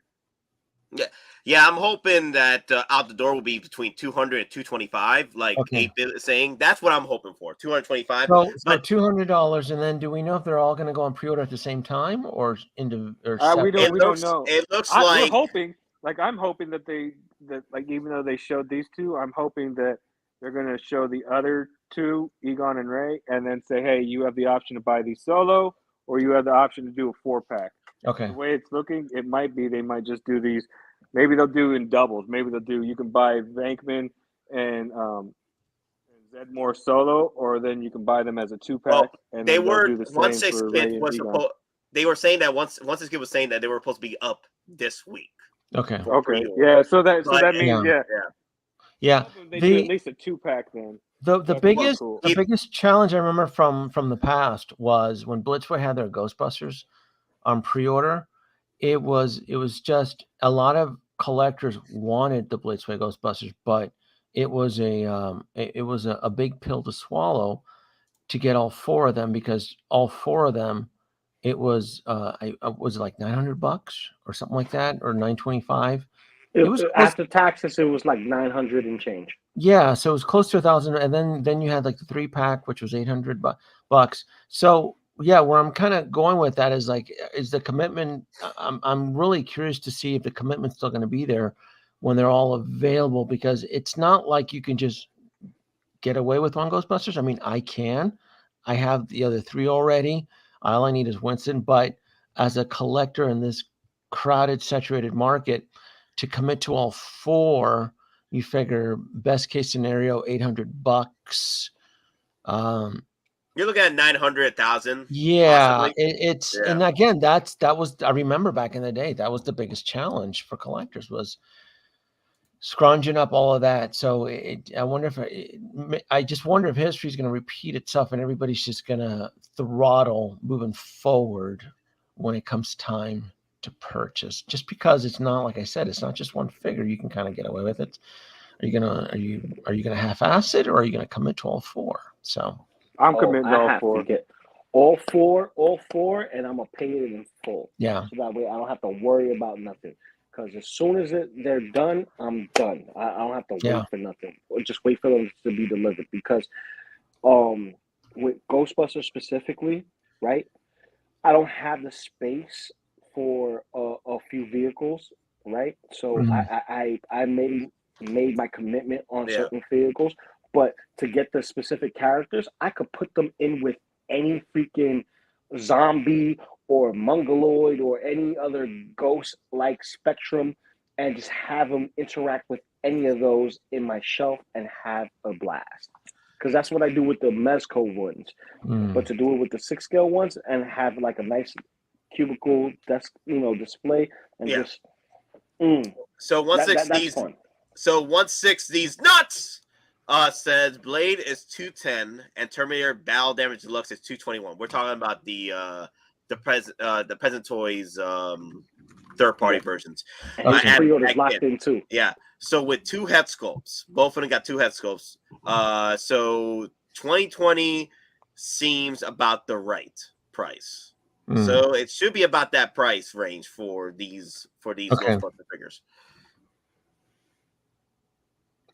But yeah, I'm definitely all in for 4 because I do want to have them inside my Ecto 1 Afterlife. It creates sort of like a adventure in my display with them. Like they're like I'm trying to figure out who I'm going to have on my gunner seat though. If the gunner seat is this is such a and then the other thing too is such a leap of faith on that proton pack. That proton pack can make or break these figures too. But again, I'm keeping my expectations really low on the proton pack for Winston Zedmore. I mean, I don't expect him to wear it, and I already have an idea how he's going to be displayed, but those proton packs have to be done right. So it is such an expensive leap of faith to commit to all 4, and then you realize that the proton packs were half-assed. That's a tricky one. That's a very, very tricky one. But it's not like you're gonna have I don't know, the proton packs. How are they gonna pull that off? That was one of the best things that Blitzway did right was the proton packs and the attention to detail. The proton packs were weathered. They blinked. I know these show light, but do they cycle? There's just so many unanswered questions. But again, I understand that there are people, collectors did miss out, and Blitzway no longer is going to be making the Blitzway Ghostbusters. So this is going to be your best alternative to fill in that gap, especially with the Afterlife vehicle inbound. So that's what I was saying before. This is going to be like the Mezco one where you push a button and all the parts that's supposed to light up just light up and illuminate. There's not going to be any cycling. Yeah. And I think that's going to be like the difference between this and the Blitzway. But I would be shocked, impressed, and glad if it does cycle. Yeah. And that's going to be, beautiful, for us who missed out, because then we could say, wow, Present Toys just came and they brought everything to the table for what we wanted as far as getting a second chance at Ghostbusters. But for Nate, bro, easy choice for your gunner seat. You have to use Ray. Ray? Okay. You know why you got to use Ray? Why? Just remember the iconic elevator scene when he says, hit me up, light me up. And then Peter and Egon just like, just over to the side because, cyclotron going off. They don't want to Ray. Egon. So basically, that's what you want to do. I think he's the best person for that seat. You know what I mean? If you're going to go with the original 4. Yeah, I'll think about it because I was really debating of which one, because I could probably put Egon in the gunner seat because he's the one that created the gunner seat in this variation of the Ecto 1, because he kept modifying it over the years after everyone left. So I could put him in there possibly. We'll see what happens. But that's a good one too, Ray. Yeah. I didn't even think about that one. You gotta go with how the kids were supposed to be played off. Remember, like Phoebe was Egon. Podcast was supposed to be Ray because he had the goggles and everything, and then the brother was supposed to be Peter, and then the girl he liked was supposed to be Winston. Yeah. Okay. So he's right. So the brother, so it'd be Peter and Winston in the front, Egon in the gunner seat, and Ray in the back manning the RC trap. But here's another reason why I say Ray. Because they always find a way to make Ray be the one to do it, unless it's Peter when it comes to like talking to people. He's like, oh yeah, you're gonna be talking to people. Yeah, you got us into this. You're gonna get us out of this shit. It's different when it comes to testing the equipment. When it comes to testing the equipment, Ray, light me up. Okay. Yeah, so, Denobi, quick question: when you get in your pilots, are you gonna do a video review? No, I'm not going to waste my time with a video. I'll do some photos for Instagram, but no. Okay. No, I don't. I mean, it's the clone trooper. Other than some paint markings in the head sculpt, I just don't think it's worth a 10-minute unboxing. I really don't.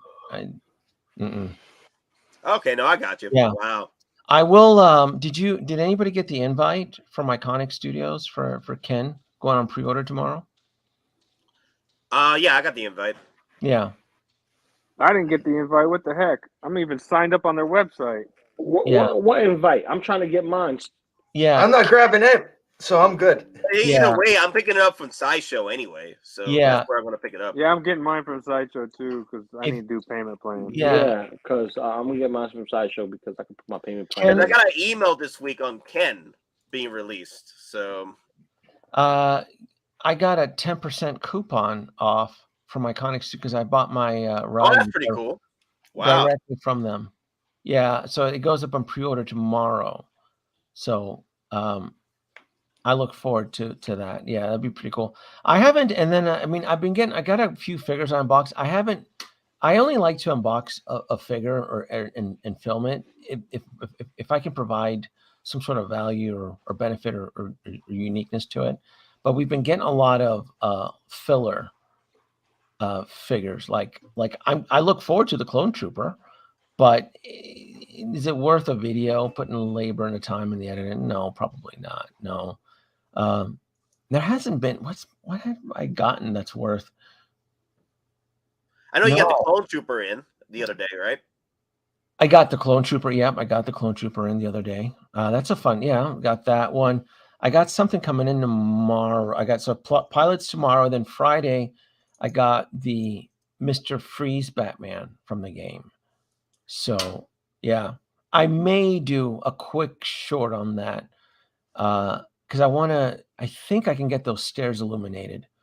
That XC Bat suit comes with a really cool diorama, and I think there's potential. Ooh, thickums, yeah. Thick. So I look forward to that. Yeah. Mm-hmm. Okay. Yep. Wow. Yo, Denobi, no lie. I'm dying for you and Benjamin to do one video. Again, I'm dying to see that. I remember those back in the day when you guys used to go back and forth. I gotta see a video of you guys come back one more time. Yeah, his schedule is just so wacky and it's really, really, really tough. But yeah, I would love to. I'd like to get to do. He's always asking me, but he's only free on the weekends, and it's tough because our schedules are so opposite. Yeah. But yeah, I'd like to. Yeah, that I know. Like I gotta see it at least one more time, at least sometime this year. Yeah, I got together with him last year. Wasn't it last year? I got together one. Yeah, I think it was the year before. I think last year you did something. You did something right with him just for like a reunion. Yeah, I try to always try. Yeah, and he'll reach out to me, and I'll try to reach out to him.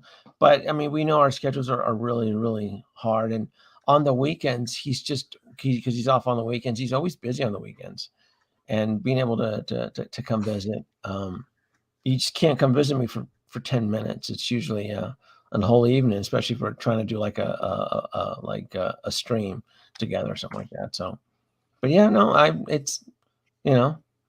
it's just tough. It really is. It's just tough. Yeah. No, I got you. Yeah. Speaking of Benjamin, I got to reach out to him, see how he's doing. I haven't heard from him in a few weeks. But I think pretty much we just gotta wait and see what happens with whatchamacallit, Star Wars Celebration, to see if Hottoys wants to drop anything for Star Wars Celebration and any possible teases or what have you, because May 4th is still, we're at the beginning of April at this point, so I don't know. We might see some variants of troopers that were released before, kind of like they did with the Chrome Trooper and the Chrome Death Trooper.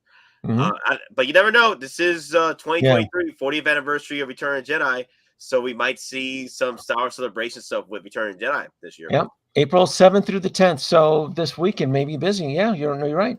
April 7th is when the celebration starts. So I hope they announce some films, man. I hope the announcements are good, and So we'll probably be going into a Star Wars weekend. Yeah, maybe Hot Toys will ride the excitement. So fingers crossed. Fingers crossed. I look forward to that. If something drops, though, Nate, we'll have to do an emergency live stream because I'm looking forward to it. Really am. Mercy live stream. So today's Wednesday, right? Yep. So In 2 days. Do you see what was it, the fourth sister coming out?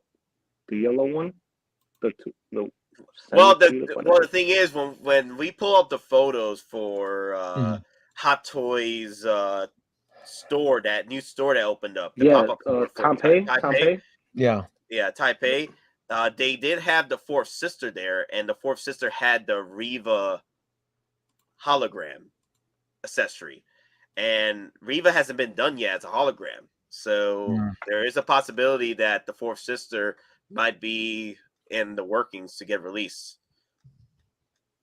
because they haven't done the hologram for her yet for Reva. Because I was like looking at the accessory, I'm like, yeah, that is Reva in the hologram, but who has the Reva hologram? Nobody has it yet. Not Grand, not Darth Vader, not Obi-Wan Kenobi. But in order to get the Reva hologram, you get it with the fourth sister at this point. I'll bring up the photos now real quick. Let me see. Because that display, the display was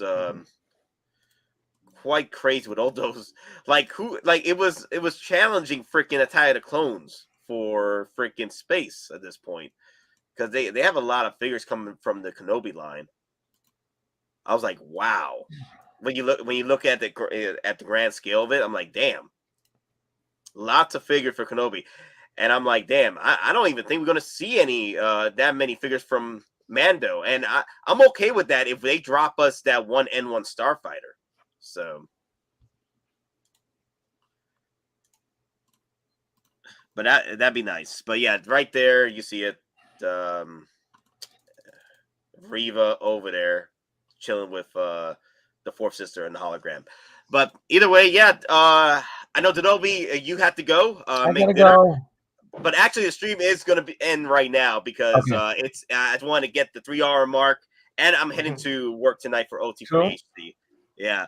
Denobi, thanks for coming in. I do appreciate you coming in and giving your thoughts about the whole situation with Hot Toys and how you feel about certain figures coming out. Everybody else, I do appreciate y'all coming in. Mr. Mon Collectibles coming in as well. See you, folks. See ya. And oh yeah, Don comes out. No, but Terry Crews. No, I got it because it's Traitor. freaking Terry Crews. It doesn't matter. You're a traitor to your branch. Yeah. Dude, Traitor. I'm probably gonna get a small Gunner Ranger from IKEA You're still a Toys. traitor. You're still a traitor. He